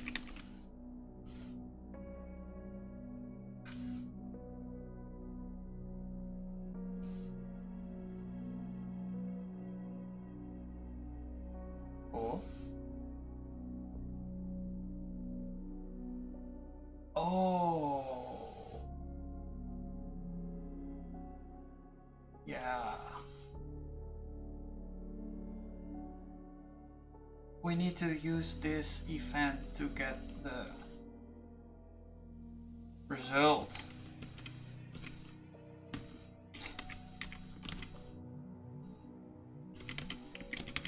Okay.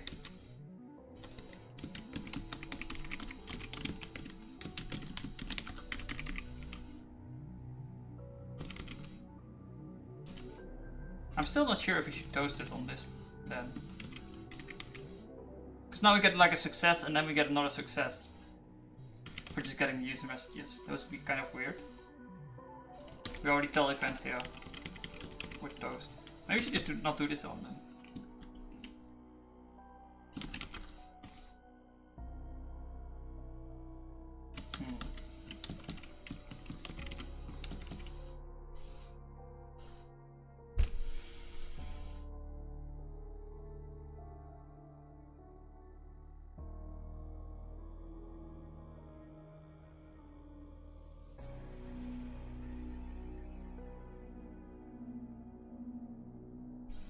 Right, we need to return message events.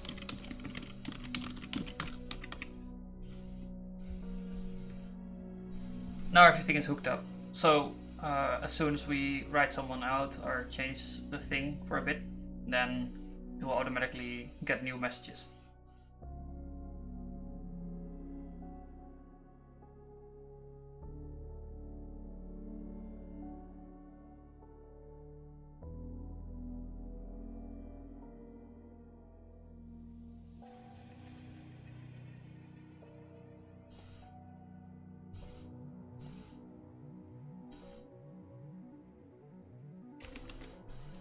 That was one thing. The other thing was...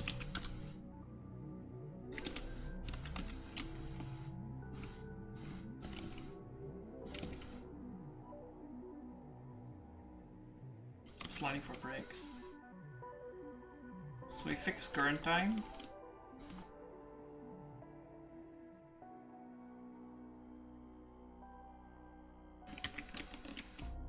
This is done now. Update the roster on approve. Oh, that's also another thing. So that would cause this to be an event.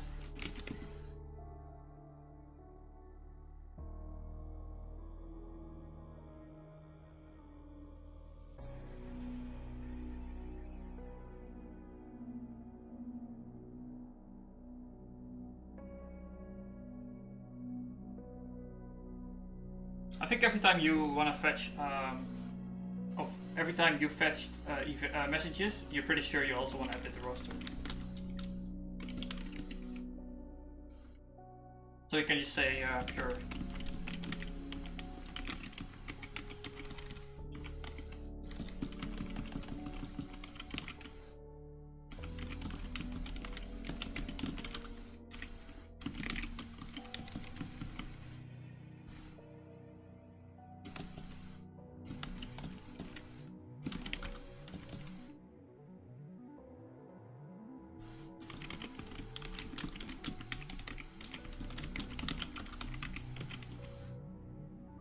I can use void, right.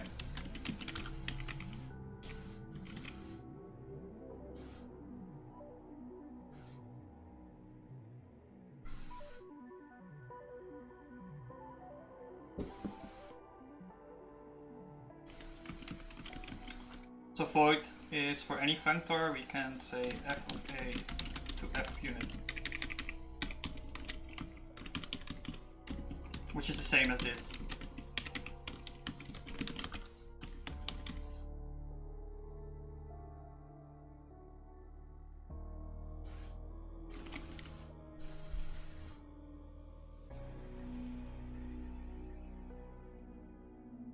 Oh, it doesn't want to be a rec. It needs to be in a do.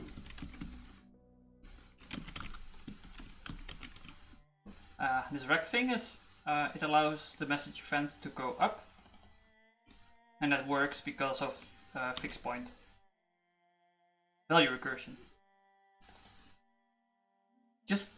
It's kind of like a let binding, except it works with monads. And that's just the way these monads are set up. Because they implement monad fix. They have an instant monad fix. Therefore we can use the rec.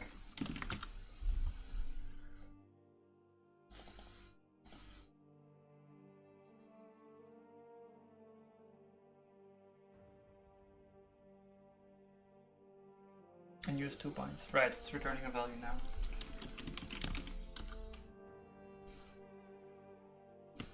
For messages.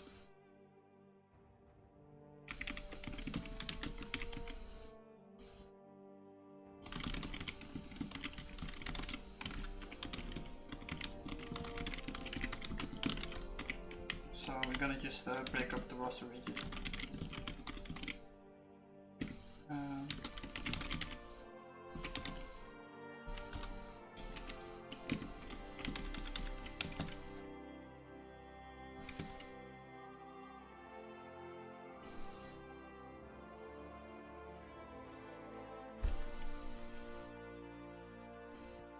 In here there's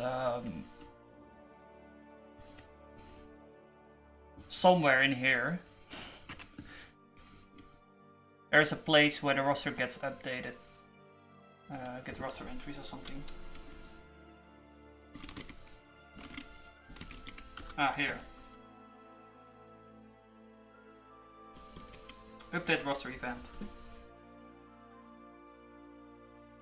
And update roster event is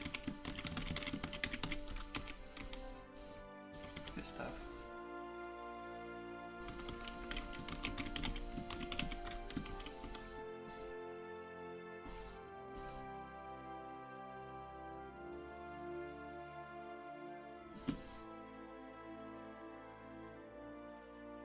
On entry delete.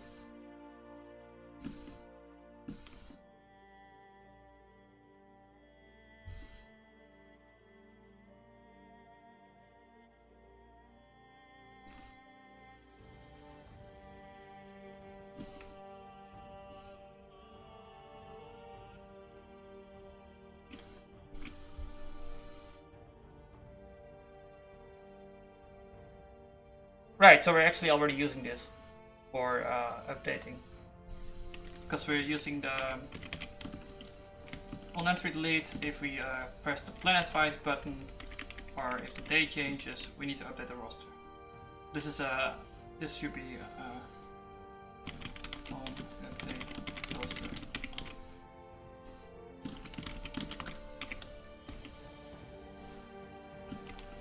The only thing we need to do is add an event here.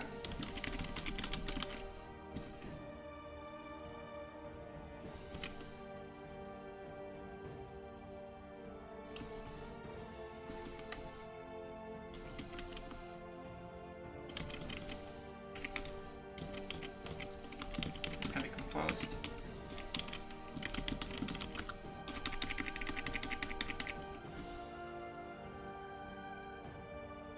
In fact, I'm gonna get rid of that. It seems kind of silly. Sect? What is sect?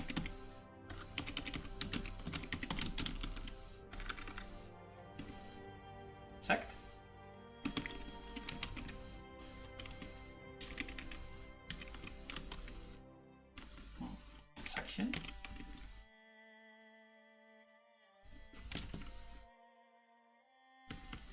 Yeah, let's get rid of it.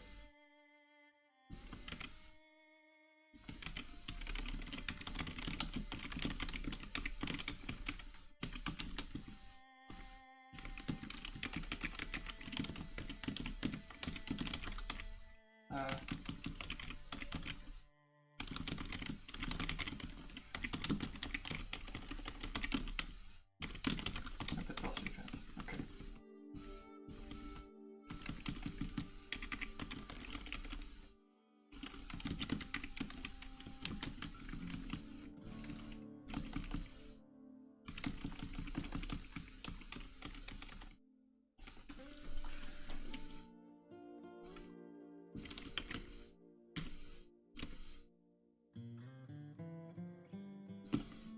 Well, maybe at some point I had the mdo.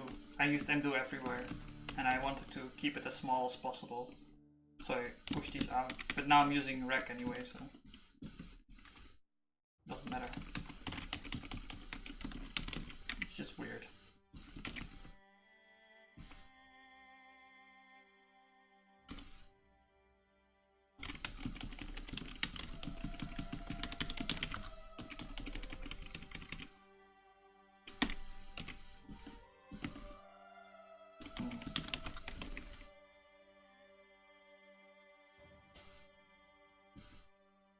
This doesn't compile though. I have fixed main.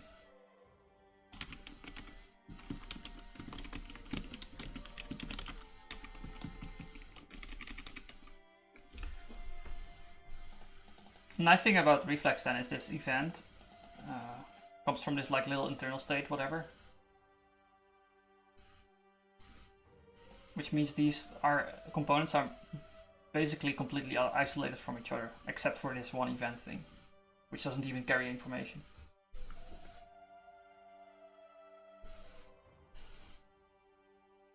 Unlike, for example, Elm or Redux, where the entire state is globally shared always, and everything mingles, and you need to walk the entire tree of every change, which can become really big. And at first I was like I was doubting that this would work well, but I feel right now it composes pretty well. It's easy to share components and reuse them, whatever, so I'm happy with it for now.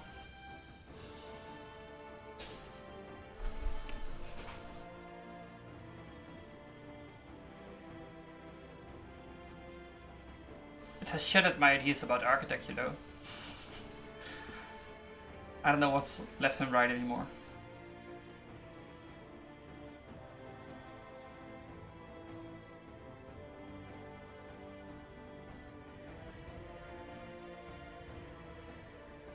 But I feel you should go for composition.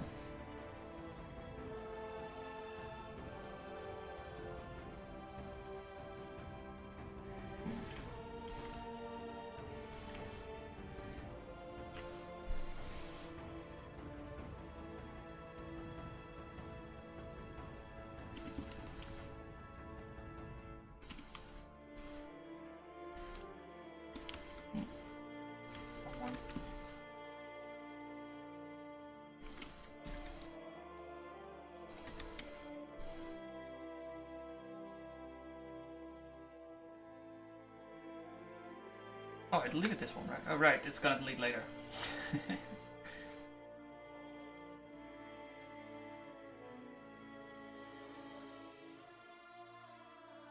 Look at that.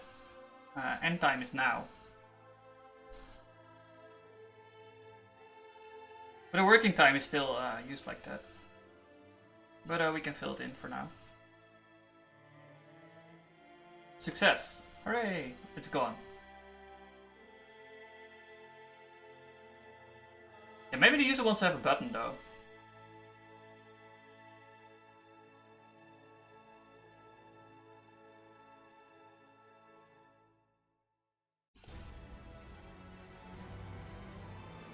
Anyway, it's here now.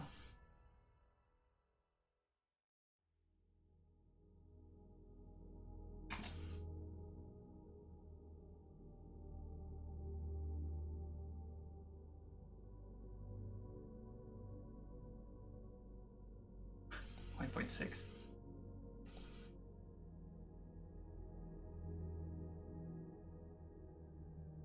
There needs to be 0 padding.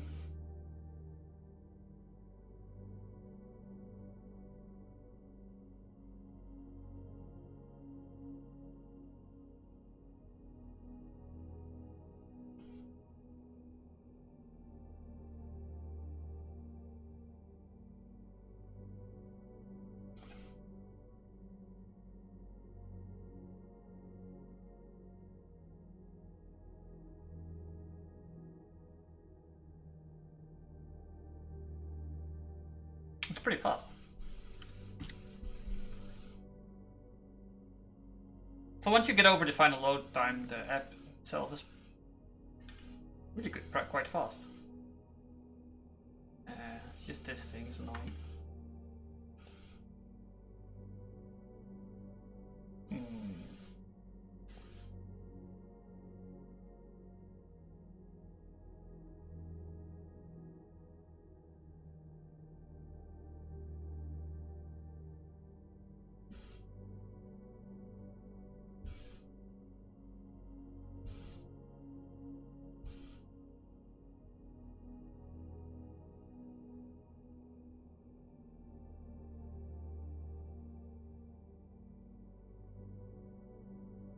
Maybe we can pop up a model asking, ready? Yeah, no. Nah, I don't like that either. Maybe just do a button.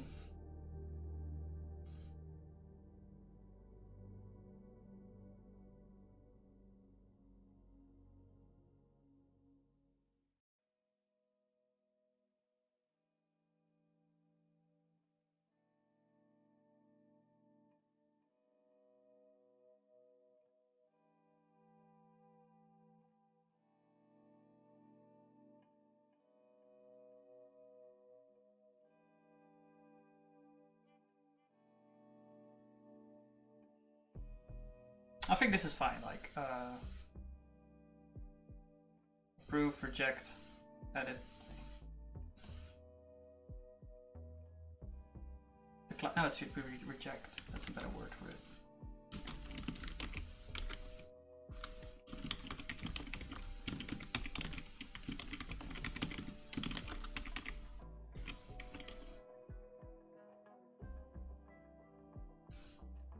I have a minute padding for.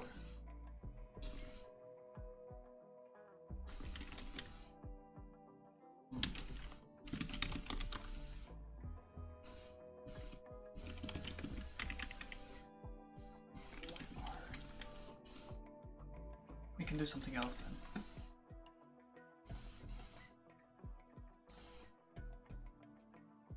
Format.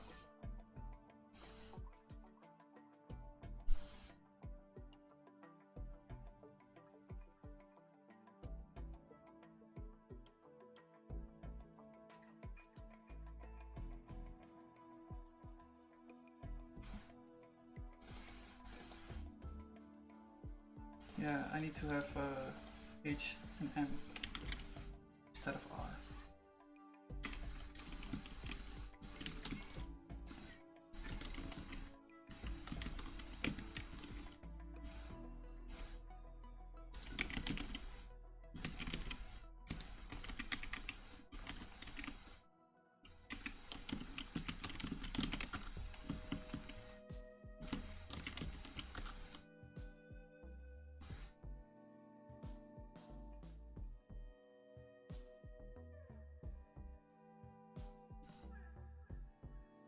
Not like R.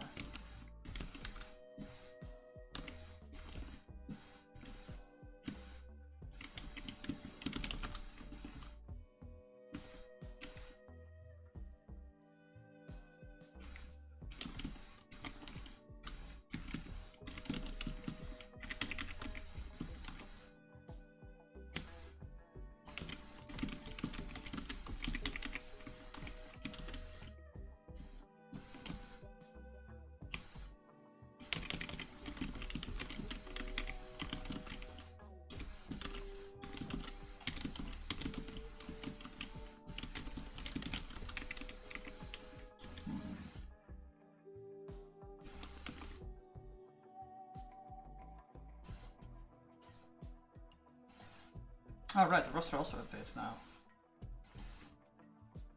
Based on these approval.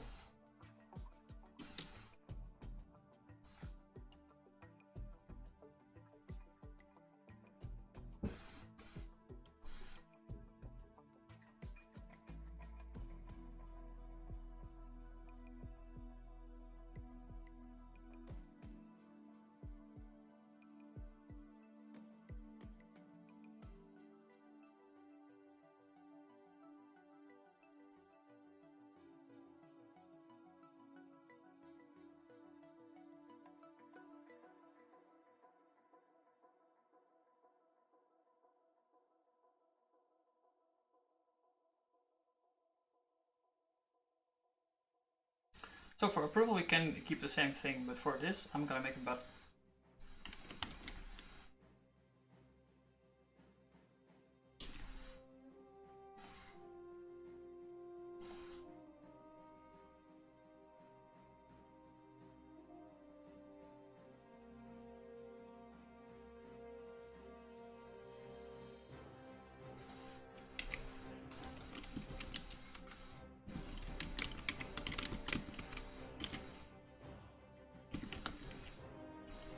I have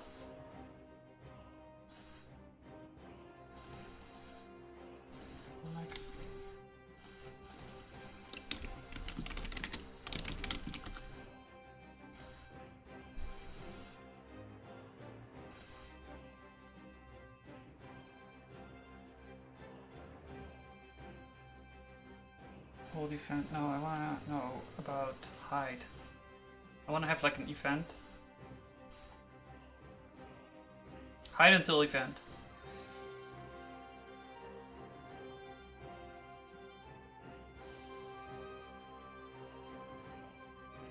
We can make it into a bool, but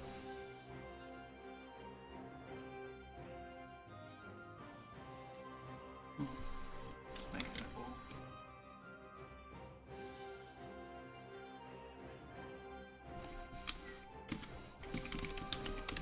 So we start off hiding. As soon as we get the event, we stop hiding.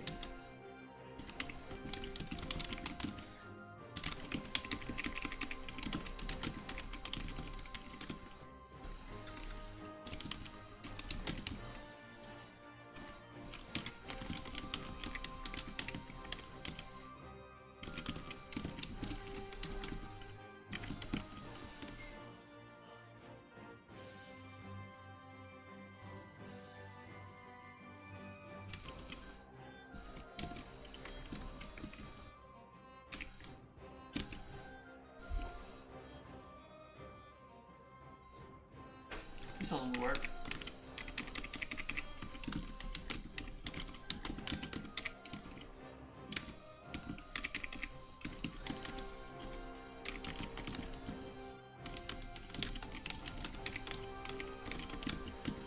And then the button there. Done. Which will be our result.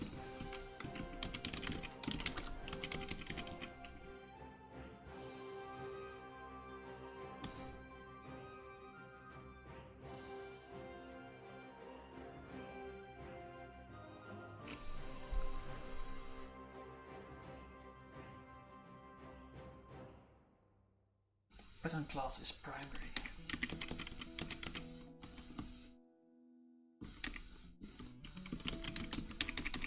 And field.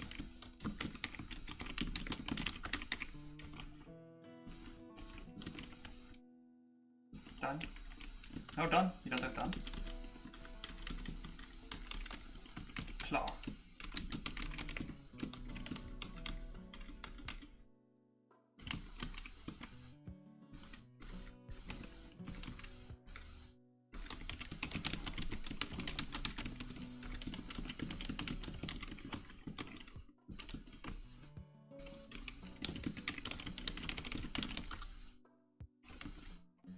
There you go.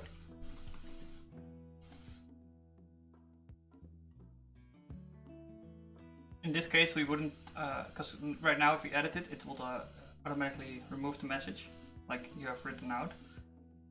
But if you have a button, then it gives the user a bit of time to, you know,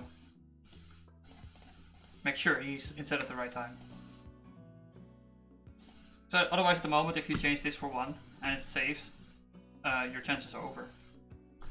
Which can cause a lot of frustration, I think. So you need to have that extra layer of friction. It's too easy now to write out. And the user won't realize what's going on.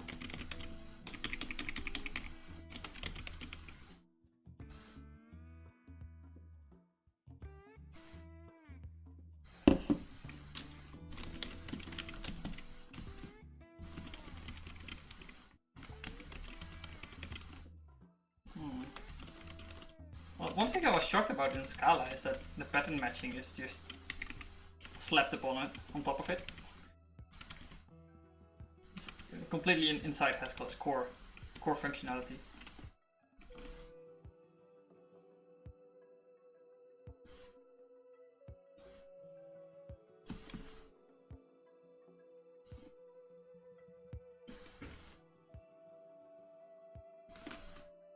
I've been spoiled.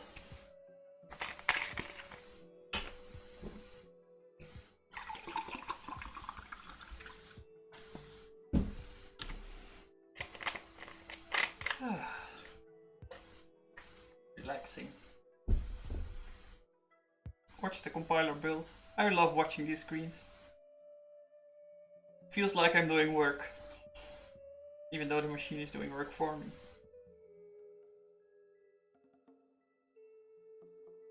The best thing is like if you're writing code, even though the compilation is also going on, maybe for a separate project or something. Like you're doing 2 things at once. It's amazing.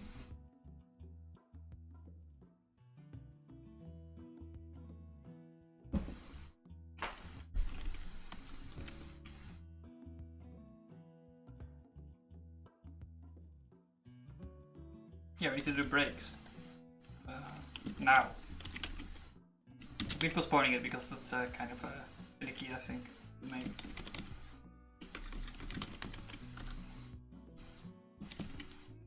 But I feel it will be a lot better.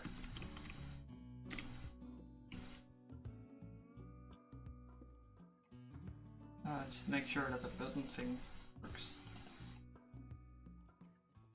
And then it's actually like really quick to do this stuff.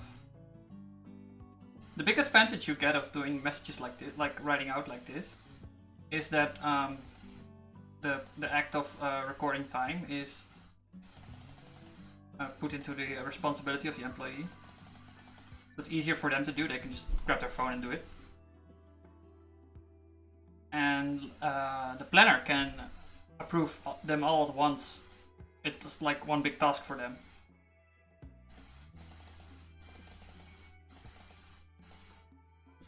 And like even if the employee forgets at work to write out, which happens a lot, they can still do it.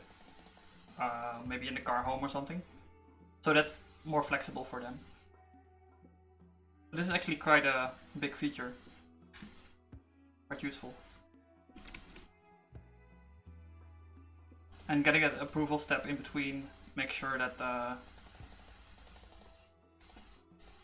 like nothing finicky can go wrong, right? Like the employees will know that there is an approval step. I should have put it in there. Write out your time. This will be approved by the planner.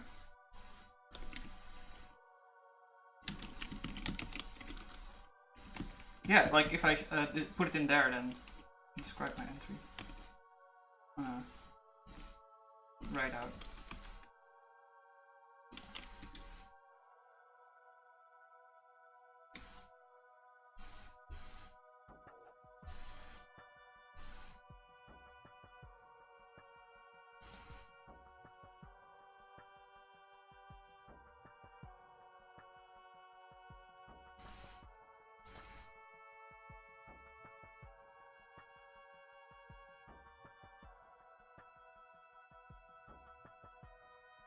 Cool. Oh right, we didn't fill in anything, so now it's flipping out. Integer overflow or something. the formatting is broken. I don't know. No breaks, and then it gets upset.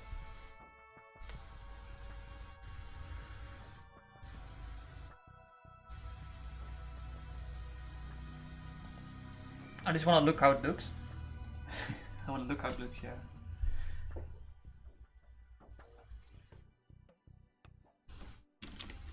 And I'll add a message. There's a bit of game theory going on here, mixed with some psychology. If I know that I'll be checked, I'll behave better.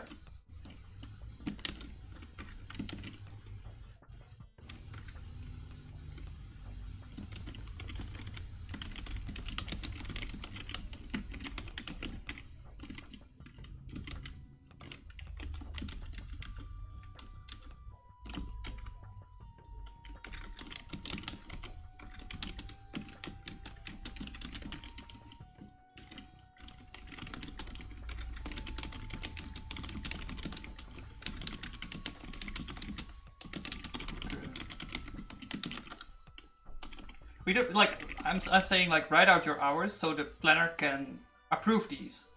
I'm not even assuming that they will do it wrong.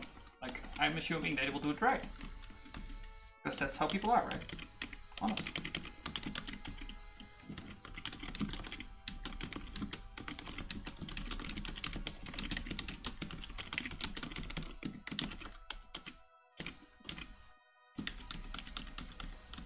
Good citizens.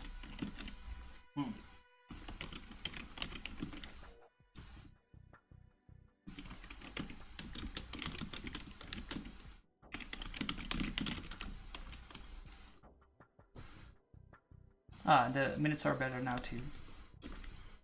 In here as well. No. Ooh.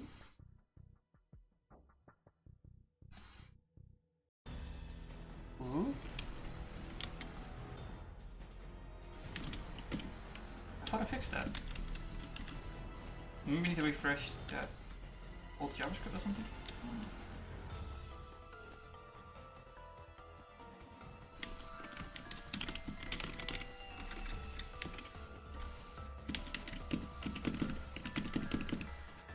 Where's my SK?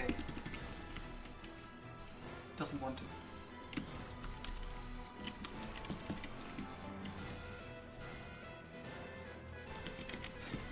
I had this song stuck in my head for a while.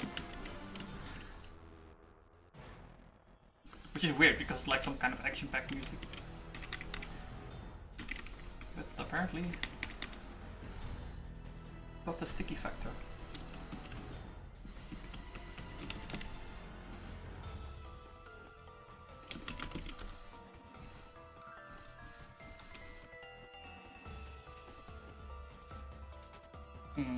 I'm looking for these the text of this thing. How this gets printed. It's a row. And I wanna like edit it. Make it zero padded. Hours, minutes. When can plan? I'll display hours, minutes, okay.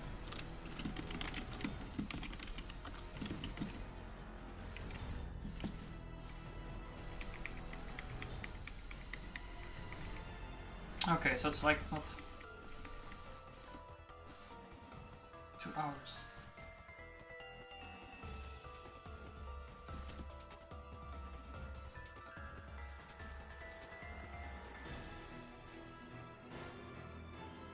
What? 2 hours.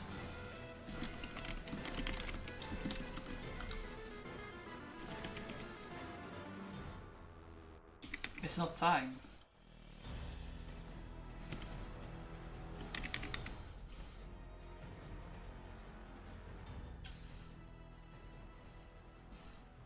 Okay, then I just need to pattern match or something. Or if else it.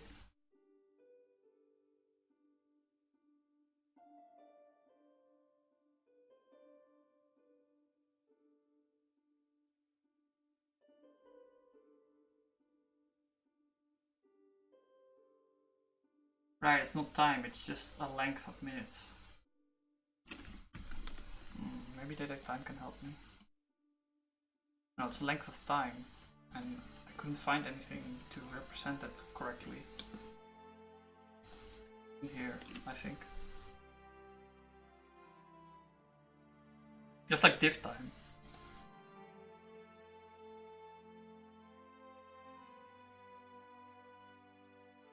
This is a length of time as measured by a clock.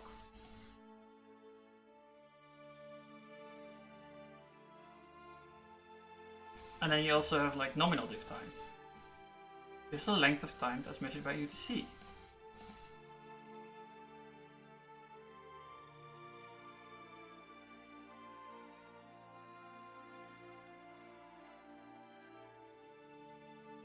Can I format this? I think I can use this time, actually. But I was confused about.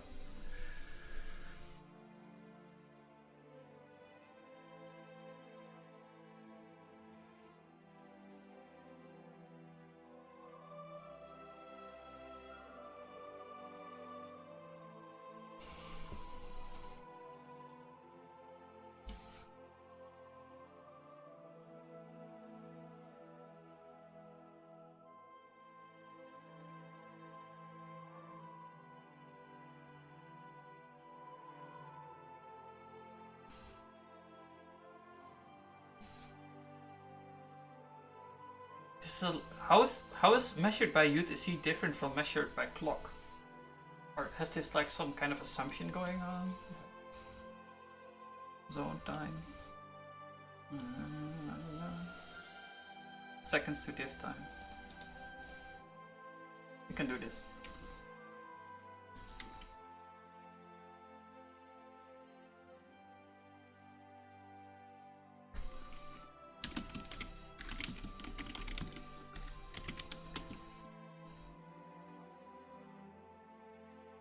I think what I should do is, instead of doing this minutes work thing, I should just convert it to diff time. Where's minutes work?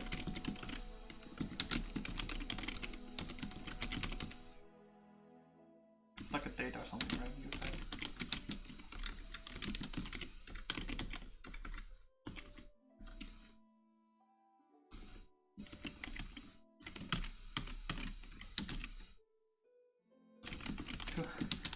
Hi. What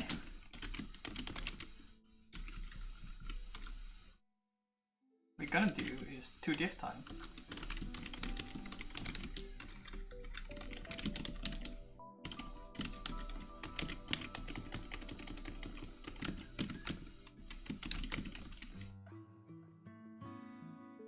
Yeah. And then we can just format it, because it has format time.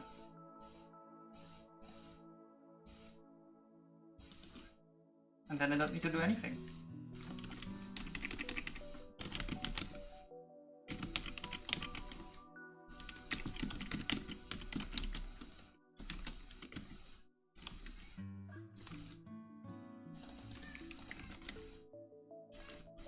Seconds to diff time. Except we're not dealing with seconds, we're dealing with minutes.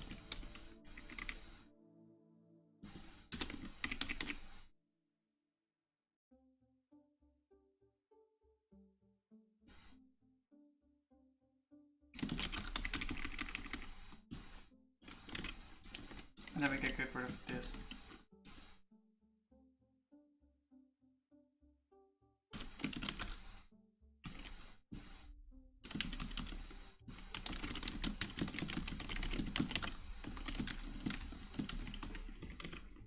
And I was thinking like maybe I should represent this in diff time, but it doesn't make sense because we don't care about anything smaller than minutes. It's just not important. Nobody's gonna complain about that, I think. I hope.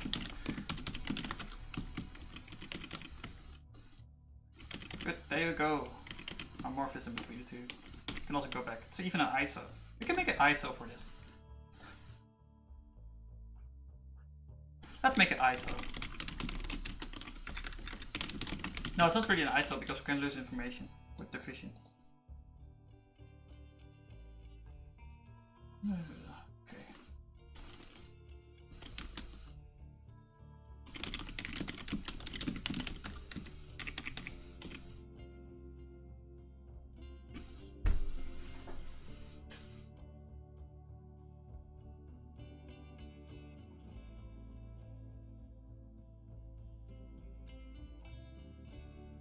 This is from fractional int.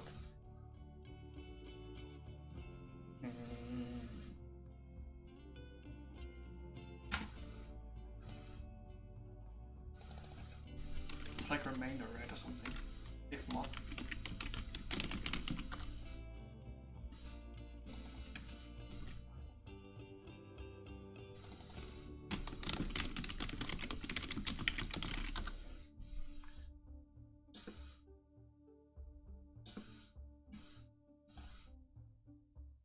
What? Okay, towards 0. What's quad?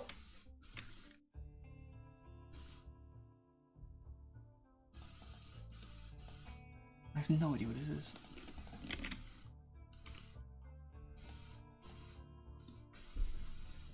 Oh. Quotiented. I just in Dutch anyway. Oh, it thinks I'm Dutch.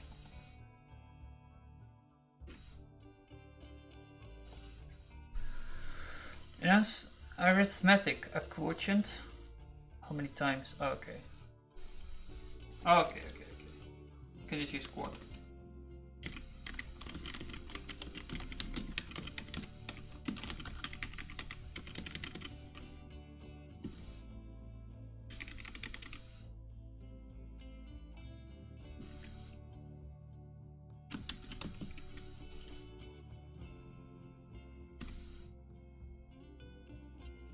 That's expected that you think of a Haskell type int. From integral.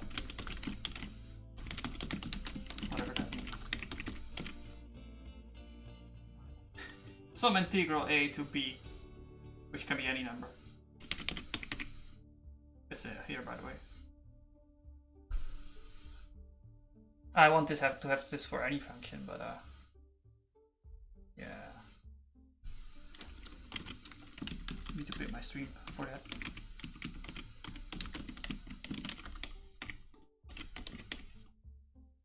I feel if I've already done this somewhere, like maybe yesterday.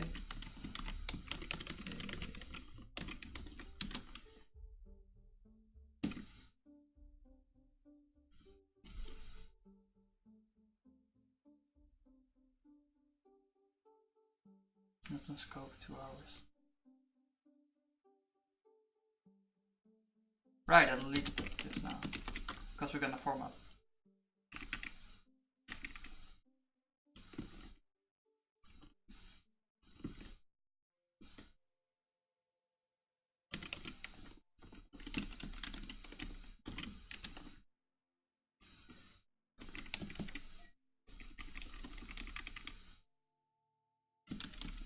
Let's actually make a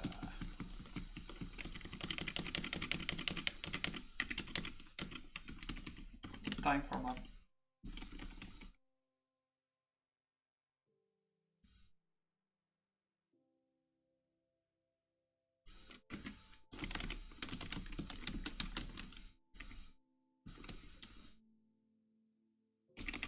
I need to annotate with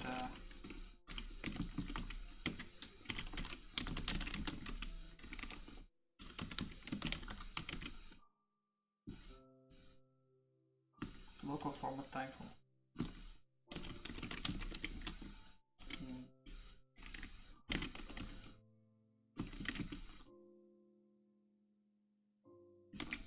Oh, we can make a function out of this. No, we can't because. God.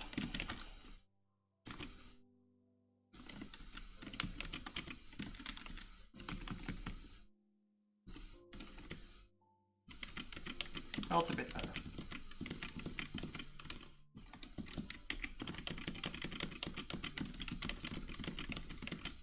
Bit more readable, maybe. And a bit more succinct.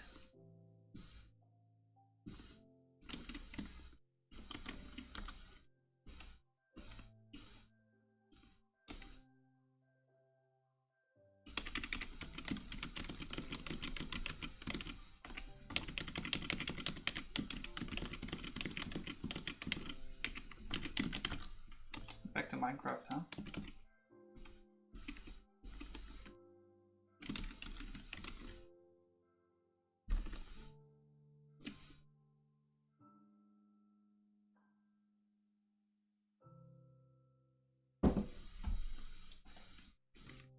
So we're just gonna... Where was it? It was like minutes worked or something? Oh, I have to compile it there, of course. 2 hours. But now we're just gonna say time format. And we're gonna say to diff time. So we can just do, yeah, we can just do this then.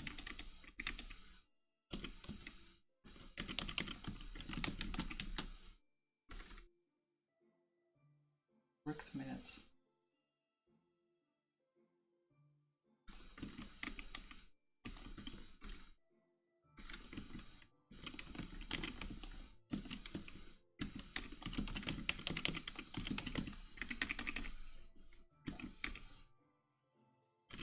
Almost an ISO. Well, the reason it's not an ISO is because losing information with quote. Yeah, because it's truncated to 0. So you can't call it an ISO. Because if you go to diff time, we do this thing, so we may not be able to go back. But it's pretty close, because you can go back. It's just that if you go back, you may get a different minutes worked.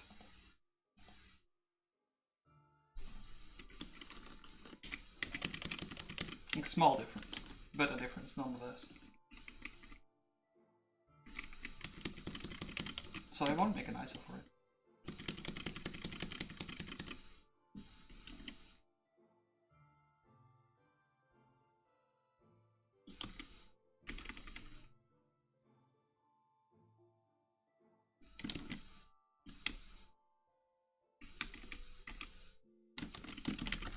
It's just this now.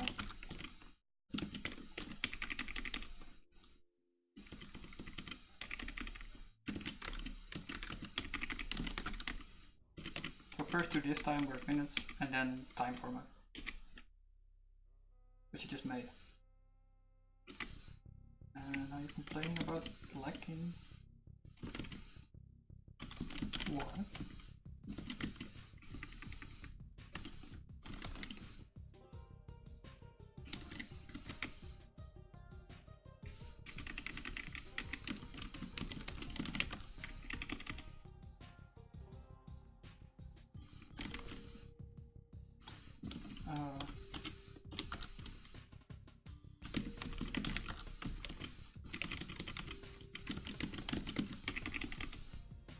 Okay. Now, as you may see, this module is rather big. That's because all the strings are in here of the entire app.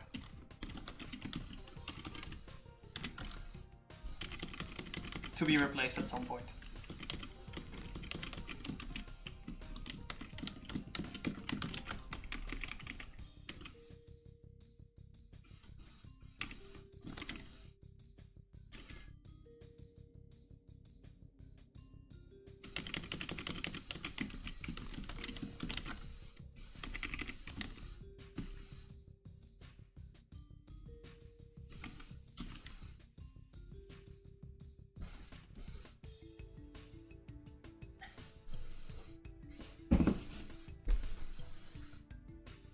To diff time. You don't know about to diff time, huh? Oh, you know about read to diff time. Okay, we'll just replace everything then.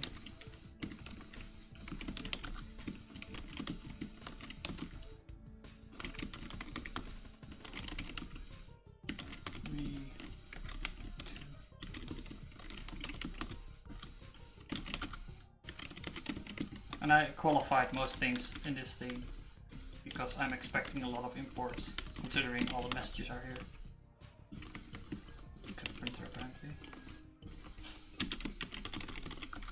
Contravariant functor, man.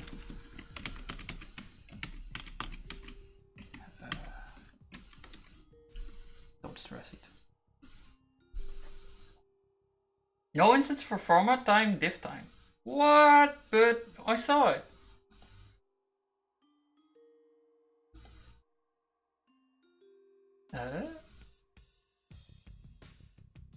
My eyes are deceiving me.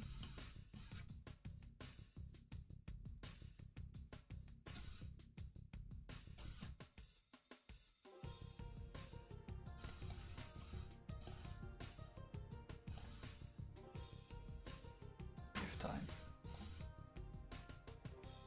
Yeah, it has. Probably a new one or something.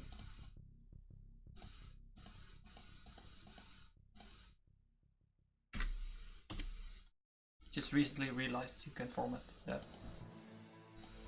Oh, but I think that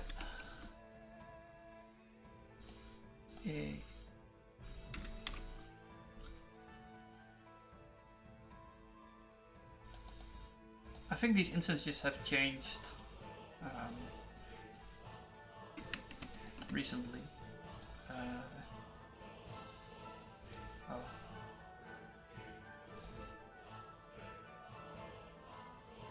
Yeah, it doesn't have it in 8. Probably on 8 or something.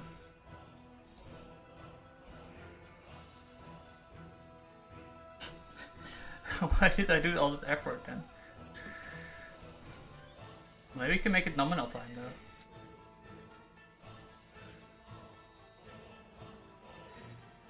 Oh, that's why they changed it. Can try upgrading.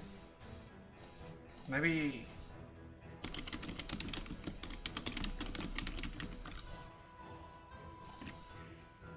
Maybe they bumped it again.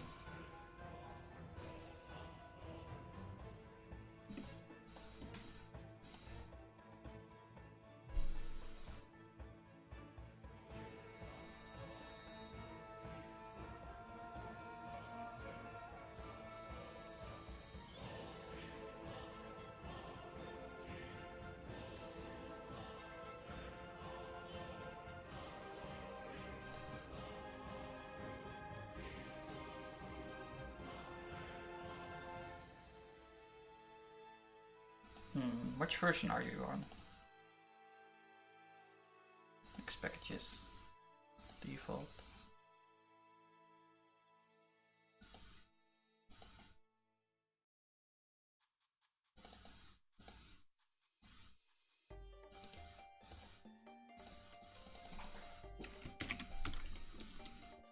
So Nix is used to determine which Haskell versions I'm using of everything. The Nix thing keeps track of everything, like from libc up till GHCGS, all the versions are locked, which is and like cryptographically pinned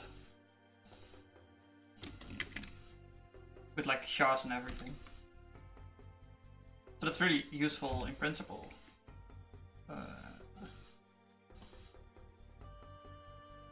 Probably need to use more powerful tools than this UI to search. That's unfortunate. Let's clone it.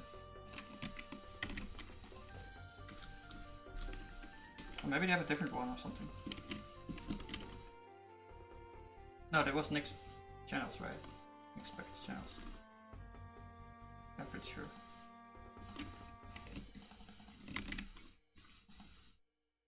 So because Nix keeps track of everything, I can see if this version has the new time version without, you know, having to upgrade everything first.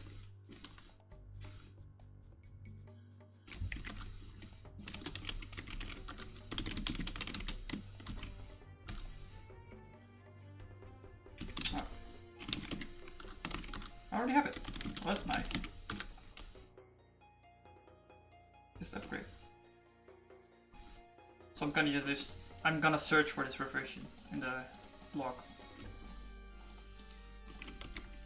and maybe I can.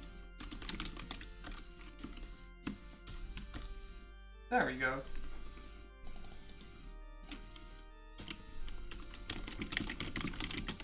So this is what the Reflex platform is on in the newest version, at least. What I want to do is. I'm not sure how the packages are tracked, but I know they are, for a fact. Unix. Oh, there you go. Yeah, it's 9 MB, so I need to open this with Vim.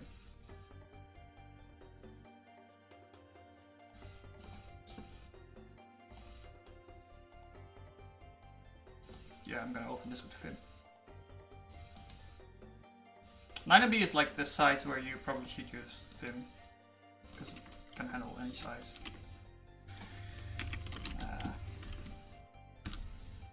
Emacs not so much. But there you go. I think Vim does like lazy opening or something.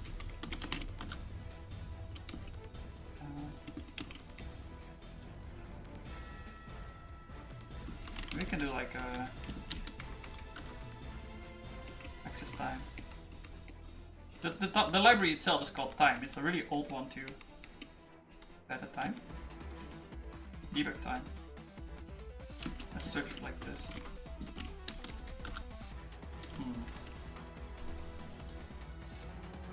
It's called time. Maybe it's without quotes.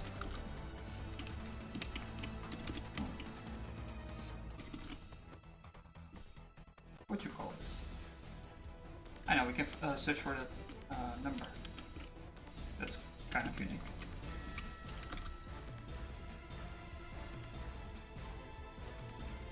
This search is actually a regex here, and it's now finding 1 and dot means any character, 9 and dot means any character again, and then 3. So it's finding the SHAs, but it still shouldn't be that too many, so I can just continue doing this.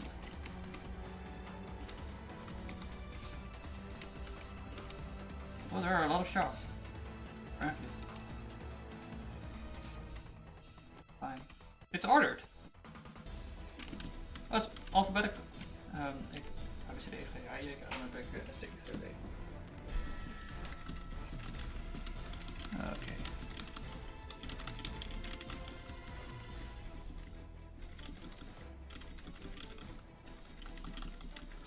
There are a lot of libraries.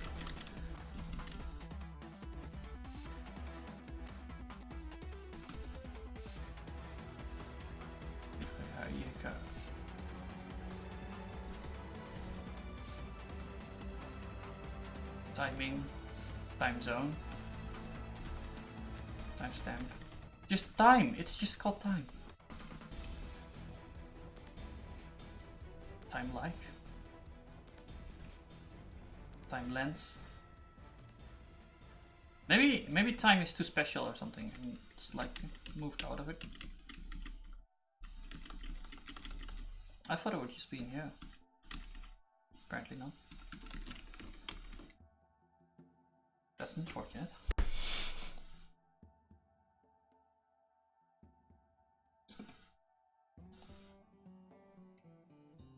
Haskell time. Oh, it's like... Oh, it's in the platform itself, maybe. That's why. Yeah, that looks like a core library or something.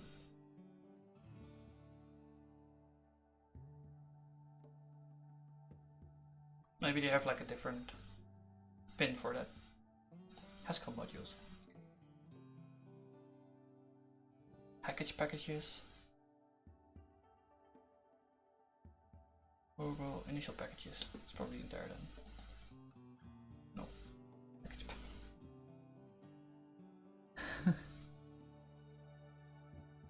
Lip.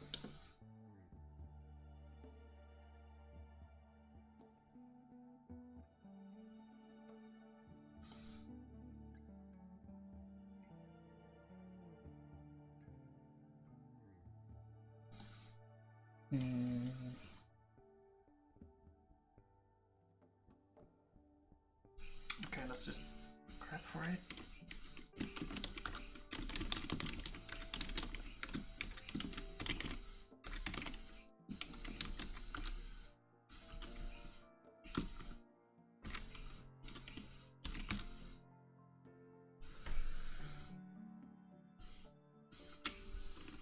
I'd expect it to be in Haskell somewhere.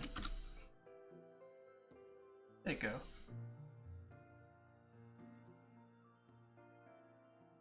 Time is null. That's great.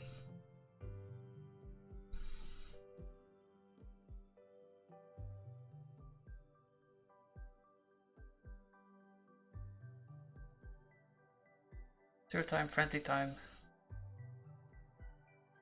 Time, certain time. Configuration. Package to mix.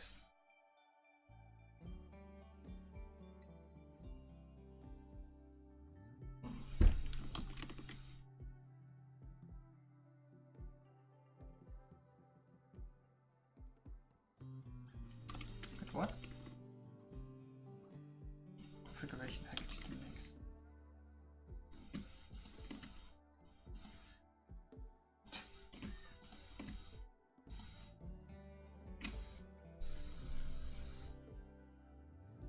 Time. Yeah, it's the old one.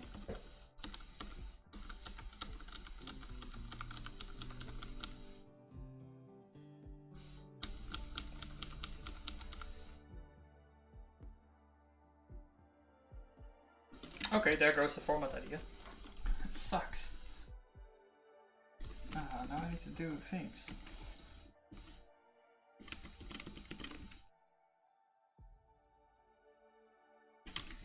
Well, since we're only doing, you can just store it in a UTC time and it will still format properly. It's just ugly.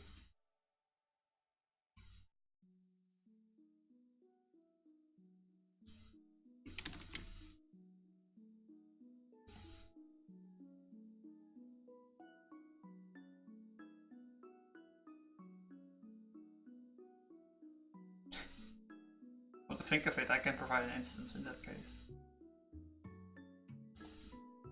Because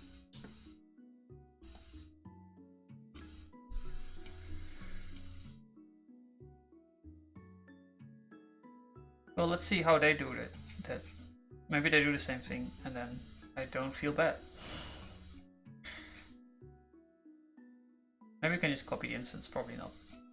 I know for a fact I changed the instance somehow.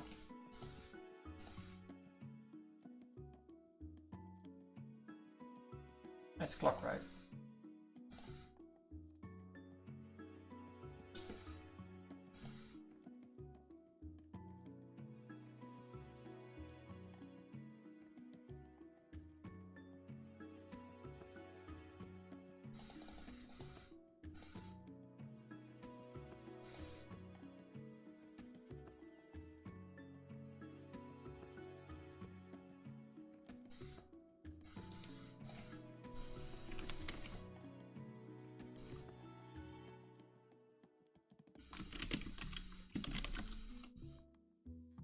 Let's see if this works.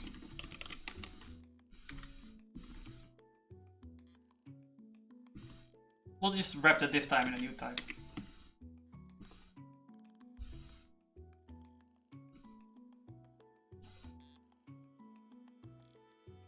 Pico, notepad, pad.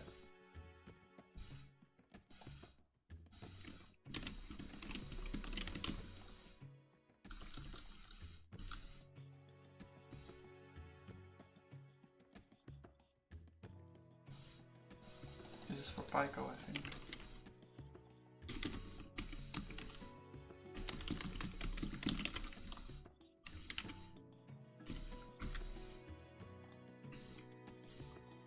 Oh, I should probably get food.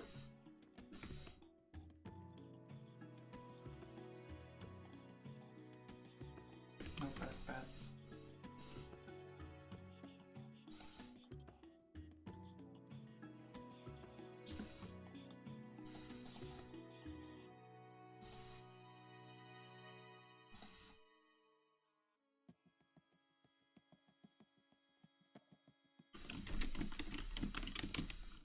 What is this?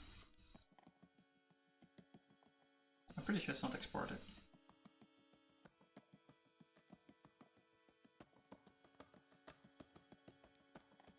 Let's just delete that case.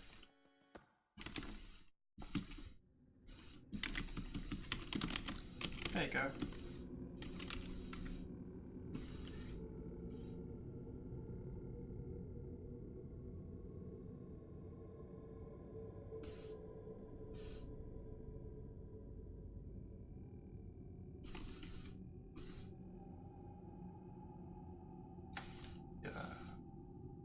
I'm gonna fix this later. This is probably not gonna work. They changed too much. I think I've tried this before. Like, a thing I could do is maybe use a different time library, like just override it. I think I also tried that before.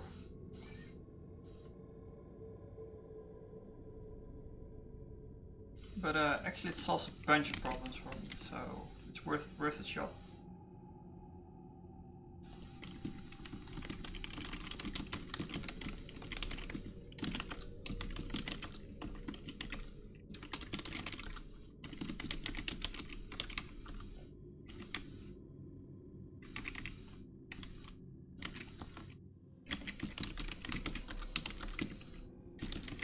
This spell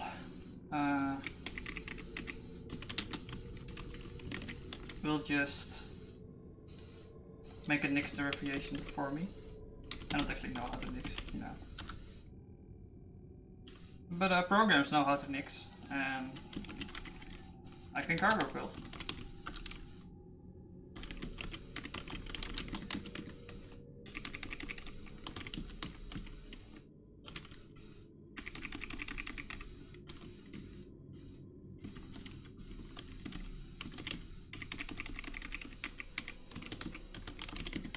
There we go. Better time. But I don't think this is gonna work because time is really dependent. Like it's a core thing basically. Infinite recursion accounted. Undefined precision.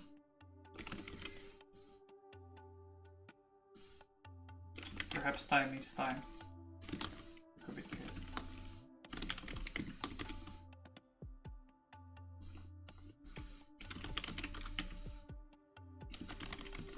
No. Time doesn't need time.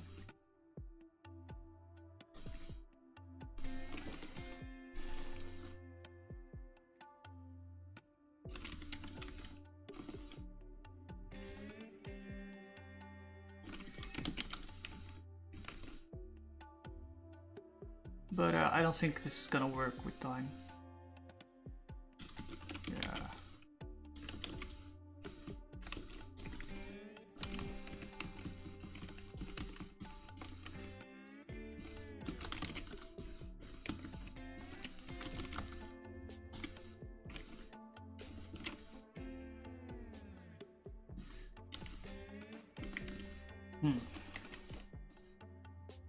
Well, I can make a UTC out of it. That will work.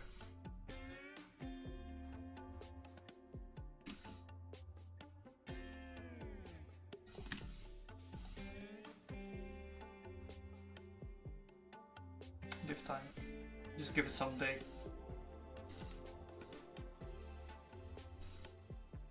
Let's make a new type.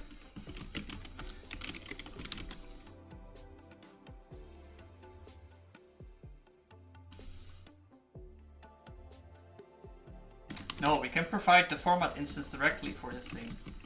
This minute work thing. Because this is just what we want to do, right? Why don't we just provide it directly? And what we do is we'll wrap it inside the UTC time. And just give it some day.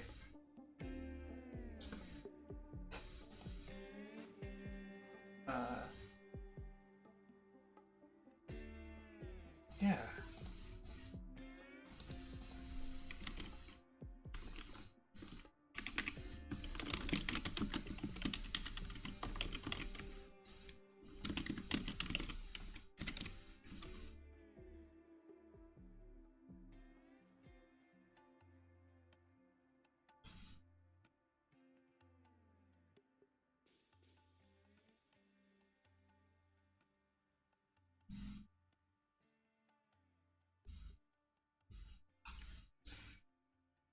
Oh no.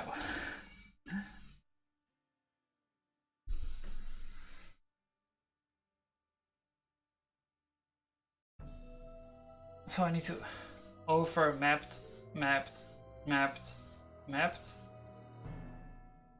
lambda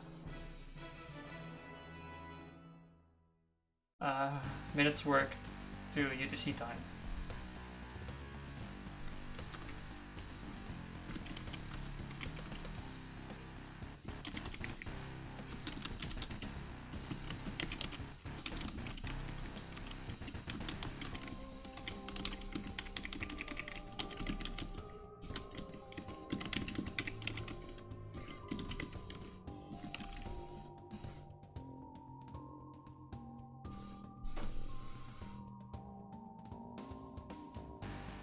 over mapped, mapped, mapped, mapped, mapped, converted.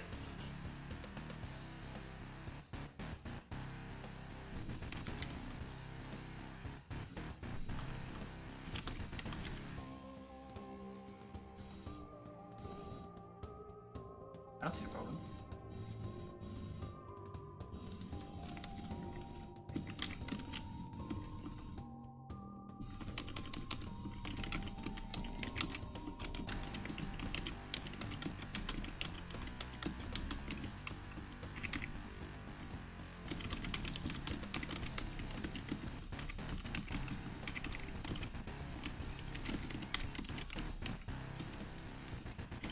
Let's do it someday.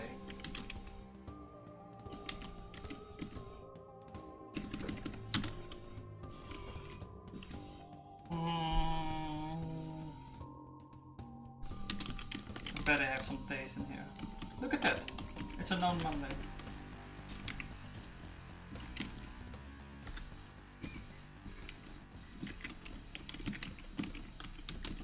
Obviously I'm not gonna export this because it's ridiculous.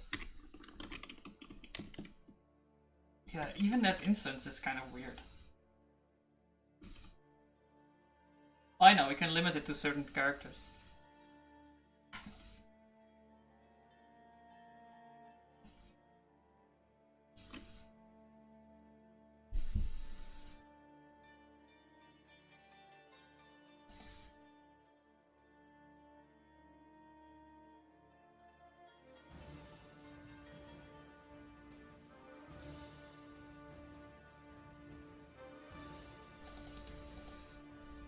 Just H&M.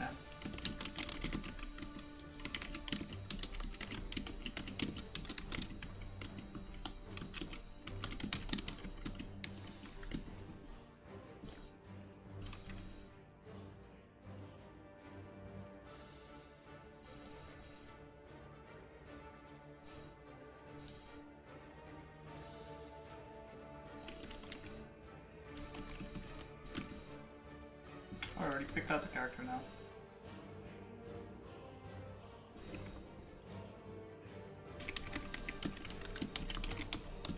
Worked. What we want is that into UTC time.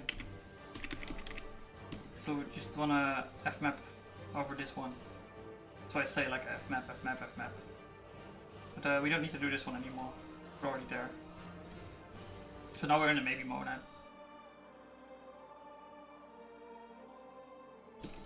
Is it just in this case? And now I get lambda. Oh, we don't even need fmap. D. And here, A, B, C, D. And what we're gonna do with D is do UTC. D.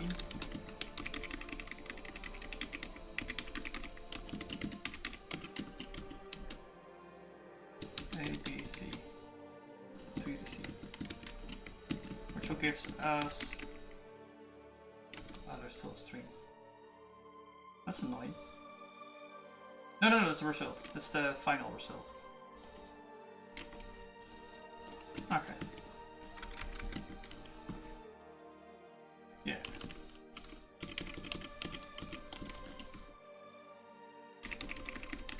For M.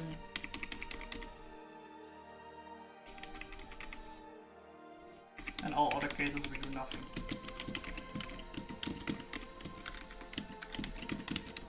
So this ensures we don't do the wrong formatting.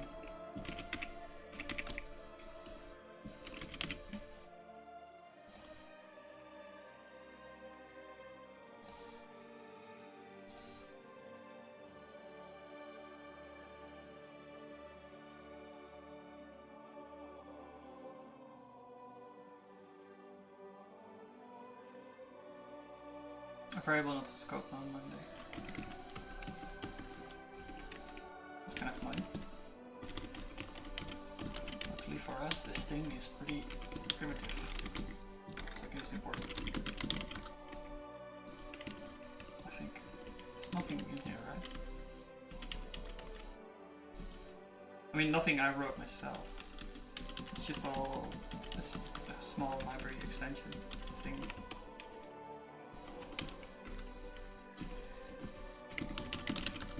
So now I can directly format minutes worked.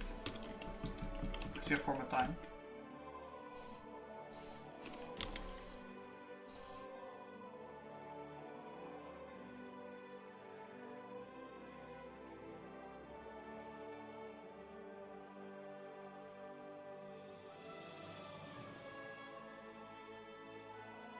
Hi Jitaro, what up man? Mr. Haskell.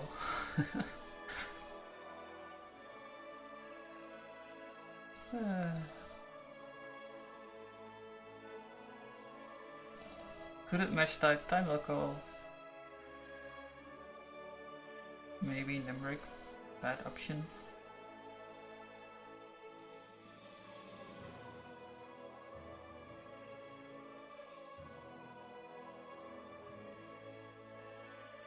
It doesn't like maybe. What version am I on?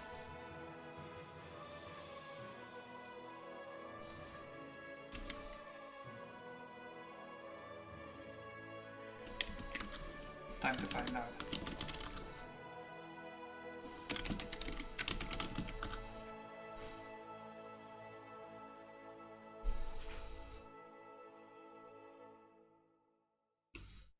No type through strikes here. What? Are you safe, man? Oh, it's because of the hot weather. It built up.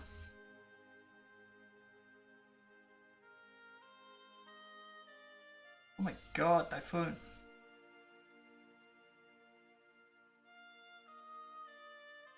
Yeah, you're in the season.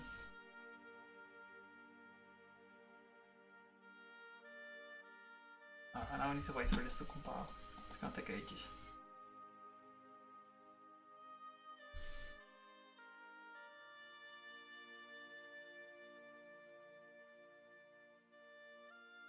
Could have match expected type time local, maybe.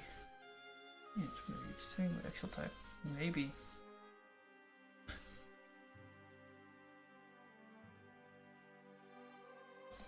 What are you saying? There should be no just.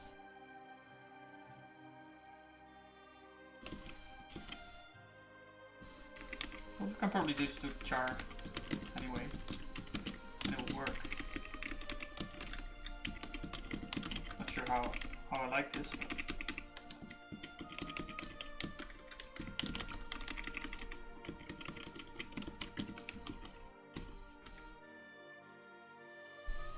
it's annoying, but this is what world annoying he says in the middle of a tycoon. You're brave, man.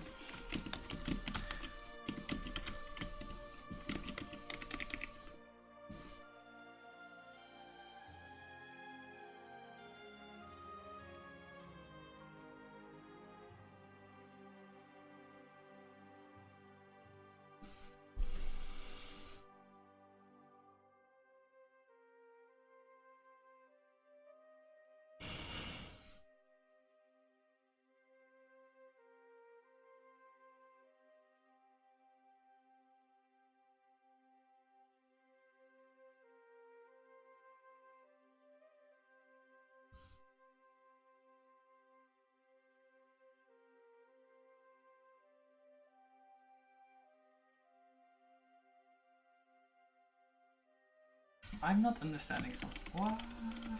Oh, I know why. You shouldn't just. We already get it just.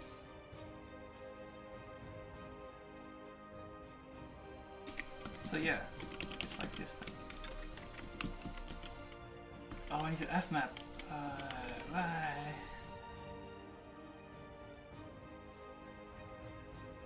I'm gonna get a result.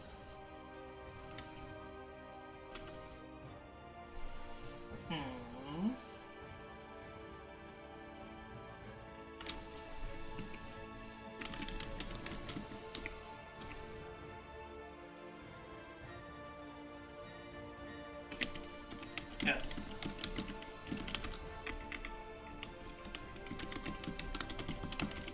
I was right about F map.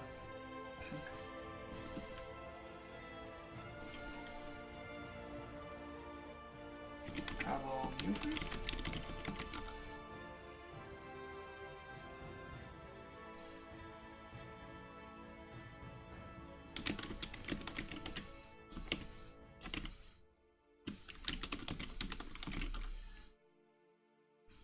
Yeah, I'm on this one.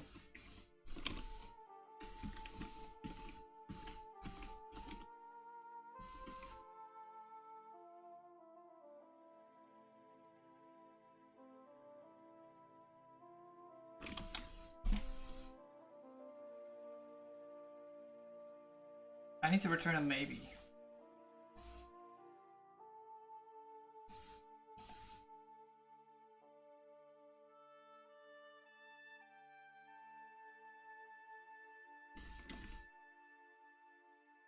This doesn't line up.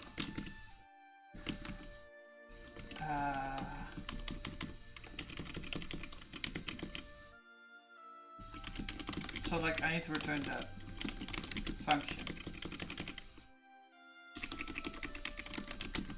And a maybe.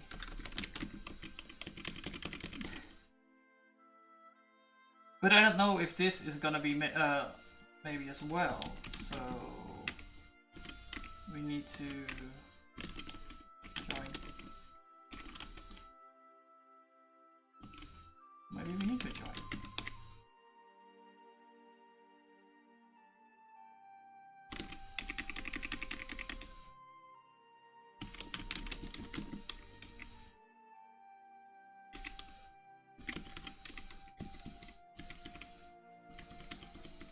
I need to return a maybe.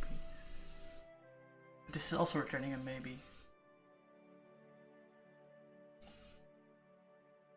So I have a maybe inside a maybe.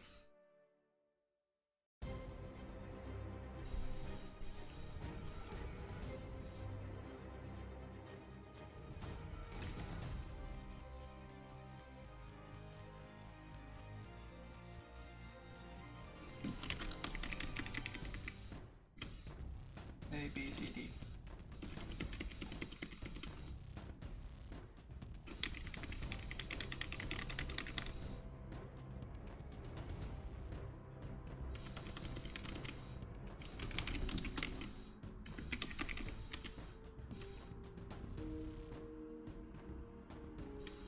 I just need to get rid of it.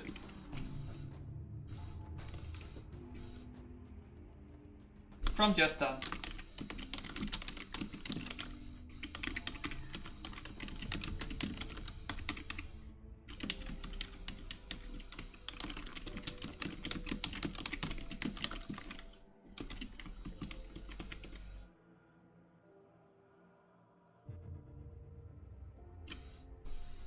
Still broken.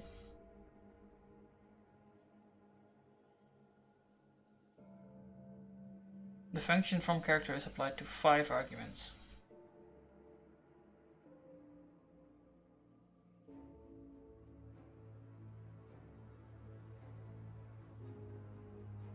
I see.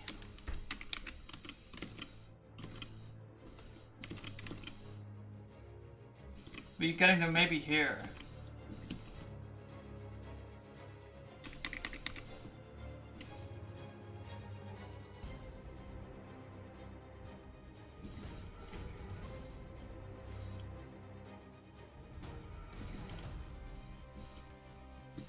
So we need to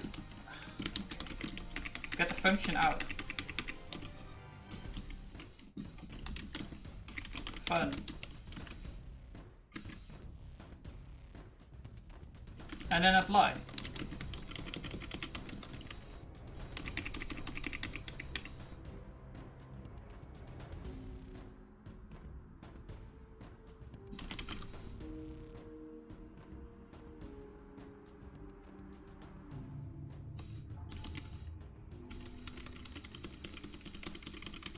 We still need to be in the monad, so this is not a maybe. So we need to make it pure. And then we need to say from just, because we can't get rid of it. At least I don't know how to.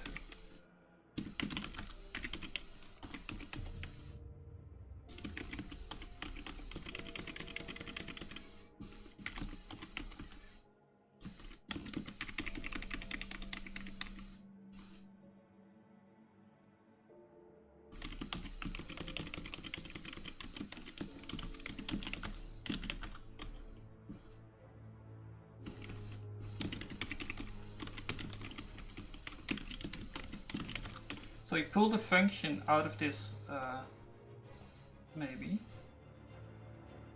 and then we apply these results.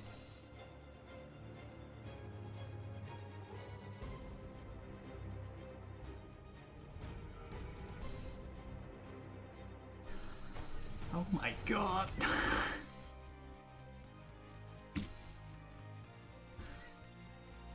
This is...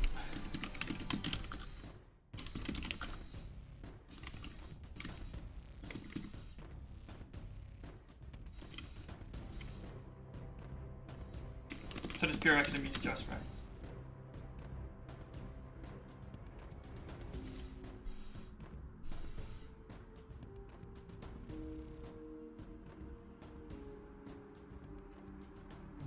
No, I got rid of the maybe.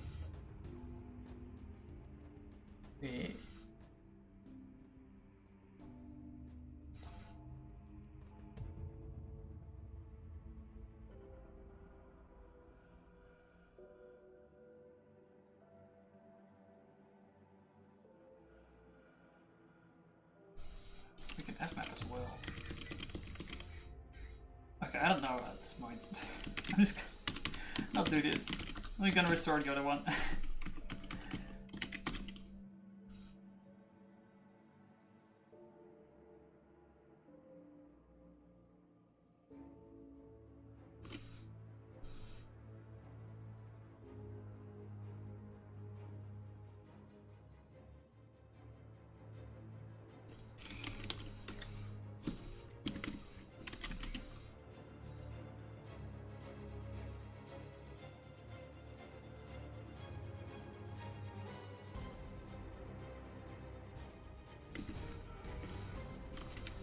Can make it.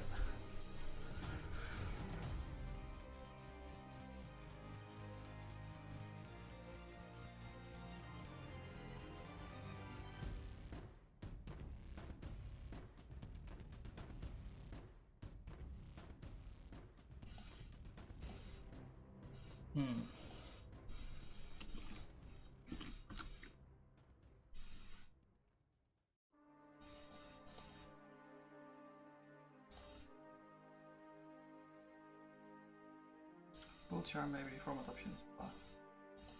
That's become a lot simpler. But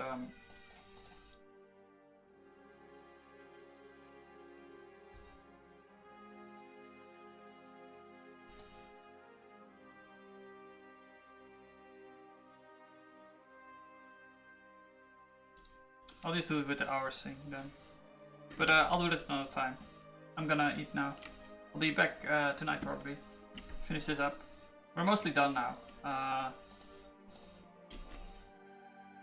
So yeah, we made this more easy to use. I think I also have added the button right here. Right, as soon as you finish editing, you get the button.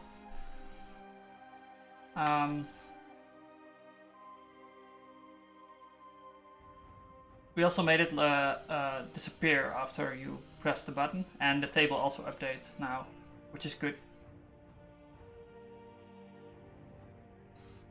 Right, and add more text, blah blah blah. So you can say done, and then once you're done, we'll get a success message, whatever. So now you can write out your hours and how long you have worked. And once you have done it here, like once the employee has done that, the planner can approve. You can say reject. Oh, like we need to finish loading, but they can say that.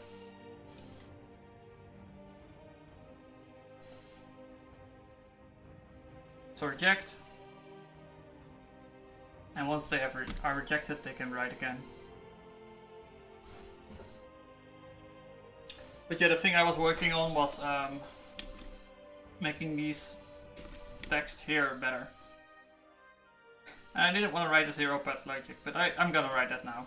It just takes too long to make it properly. And I shouldn't even spend too much time on that because I can just upgrade at some point and have it correctly. Probably also why I did it in the first place, but whatever. Is that German? No, it's Dutch. Yeah, I should put it in English actually. So you can write out your hours, how long you have worked as employee, and then as planner they can approve or reject or edit Get a button.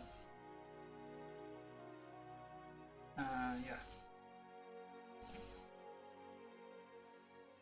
We could even update if you do. No, it doesn't. Okay. Cool.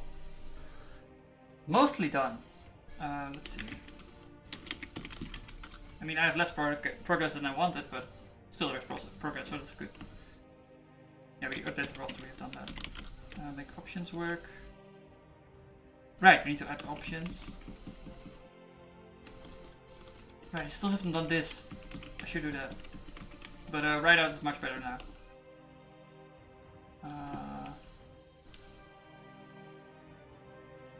Yeah, maybe we'll just trash that zero padding stuff and revert or something.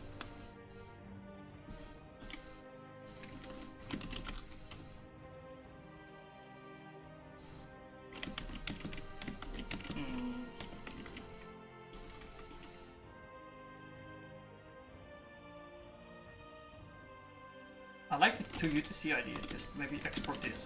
It will just instantly work. It's a bad solution, but it will work right now with padding. Then I'm just done. So instead of 2 diff time, we'll just do 2 UTC.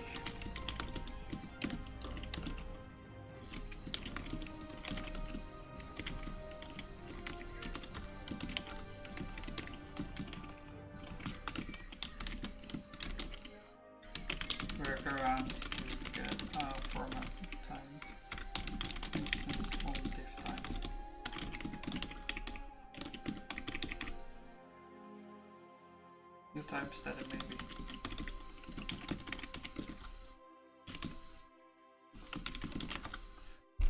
Certainly Haskell is interesting language, but isn't there a project? There are a few projects using Haskell indeed. Oh yeah, like I'm probably one of the few. I think there's like a handful of companies even using the framework I'm using. So this is like niche inside niche, right? Using GHCGS and Reflex. But Haskell itself, it's more popular on backends. But it's still pretty small compared to mainstream languages.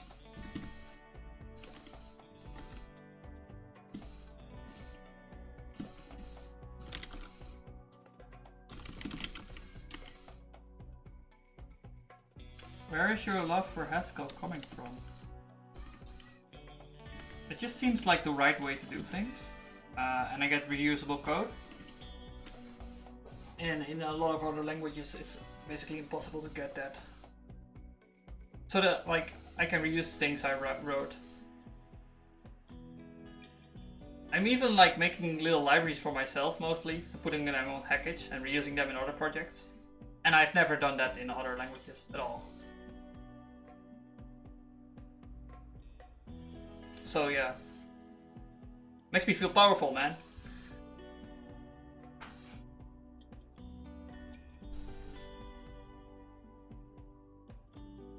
And it's also addicting, like debugging things quickly with a compiler next to you, giving you hints and suggestions and whatever.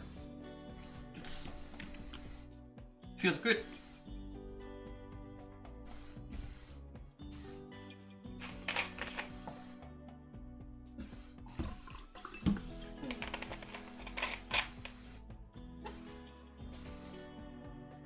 No worries, man.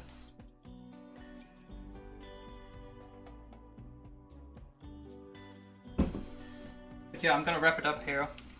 I'm gonna eat. I'm too late, but I think I've done a lot in this stream. Actually, that formatting now works, right? I hacked around it with UTC hack. A lot of little details actually, but important ones. Even making this shorter in English, it's good. It should change to the right one once we refreshed, once it loaded. Because the JavaScript and server code can be inconsistent. But it will update itself. Or not. Oh, it has to do with JavaScript part as well.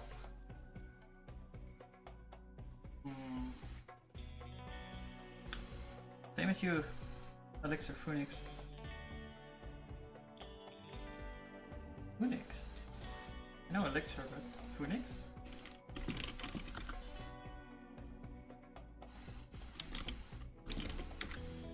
Elixir.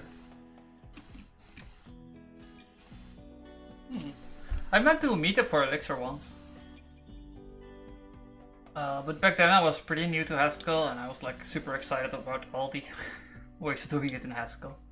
But yeah, this is also pretty... It's Eka, right?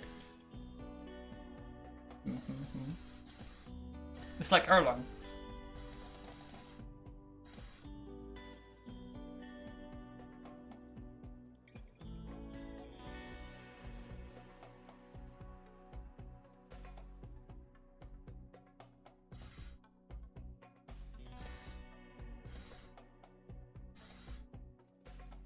Well, I've gotten better at searching things.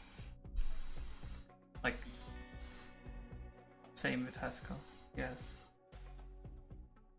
Erlang. Yeah, I was looking at Cloud Haskell before.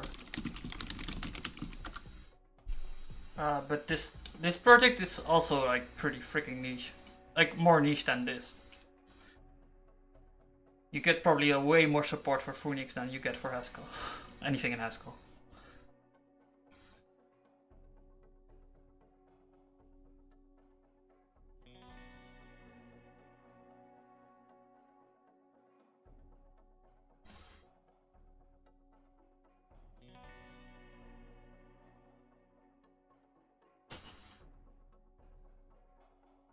I remember the guy was explaining monads and whatever to the Elixir people. Because reasons. He wanted to make it more functional or something. He's gonna start talking about monads? Doesn't make sense, but whatever. I missed it in real-time web.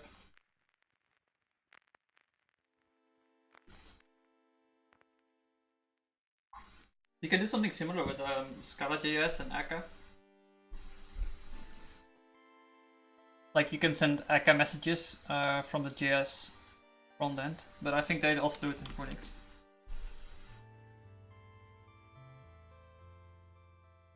But yeah.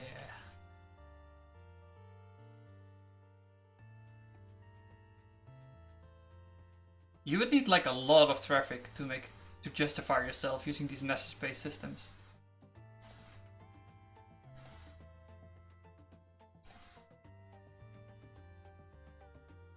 Logger. I'm gonna send logger messages.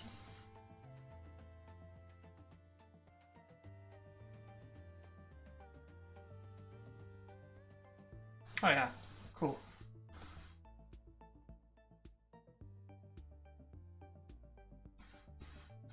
Sensor, not filter, sensor. It should be called sensor.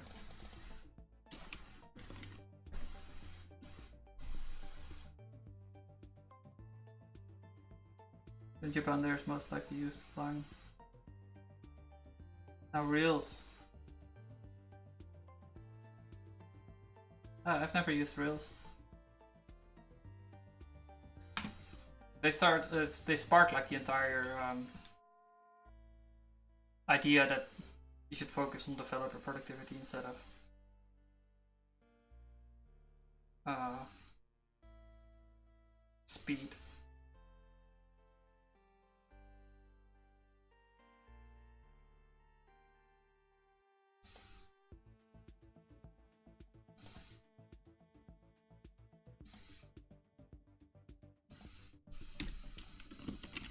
Even I'm like making this huge trade-off between using Haskell so I become more productive and having just the slowest app that loads like insanely slowly.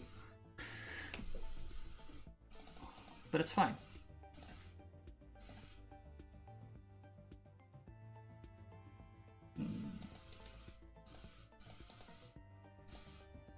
Do I have it now?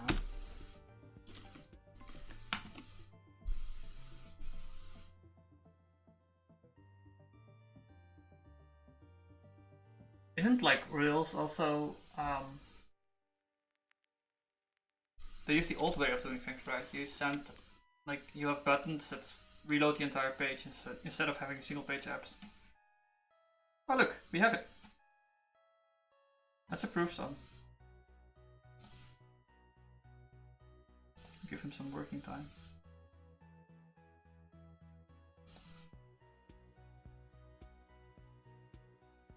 It doesn't update though. It does.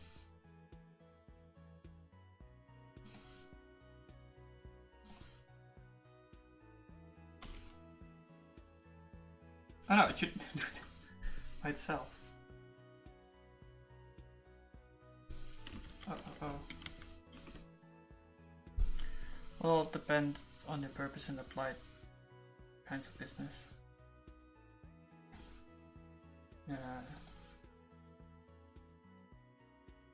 My thing is mostly based around UX, so it should have a single page app.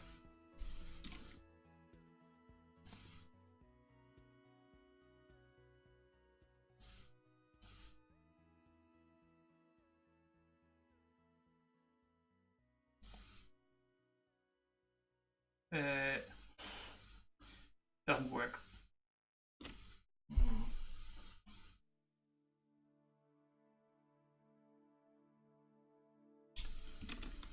Oh well, I'll just write it down for next time.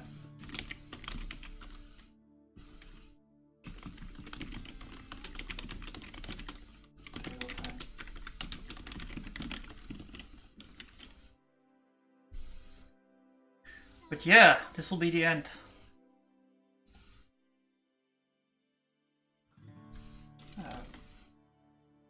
Four people.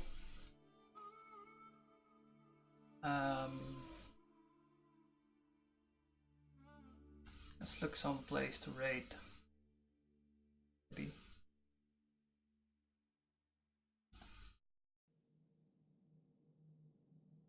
Oh, you're like an artist? Are you kidding me? Let's just get some 5M coding. Look, city clickers development. That sounds amazing. Pixel art.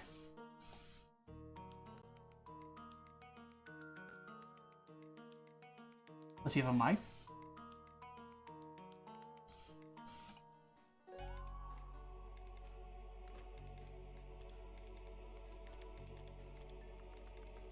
Yeah.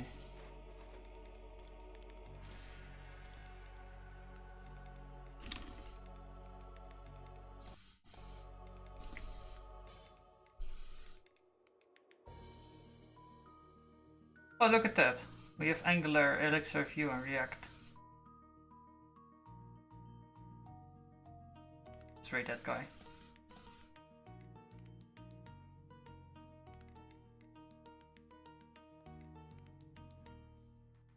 Oh no, he's mixing a drink. Can't do that.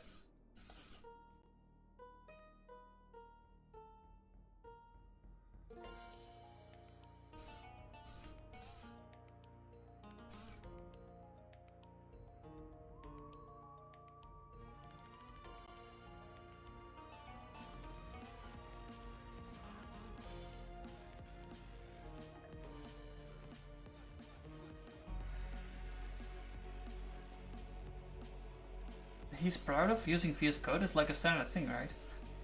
Why would you even list it?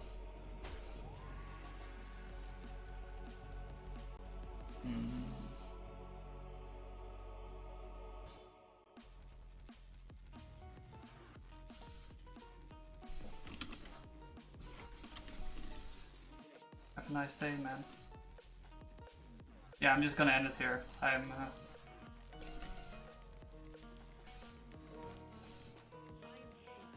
not in the mood to find anything.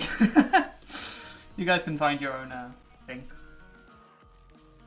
Oh, thanks for the follow, French Dev. But goodbye. I'll be here maybe later or tomorrow or something. Bye.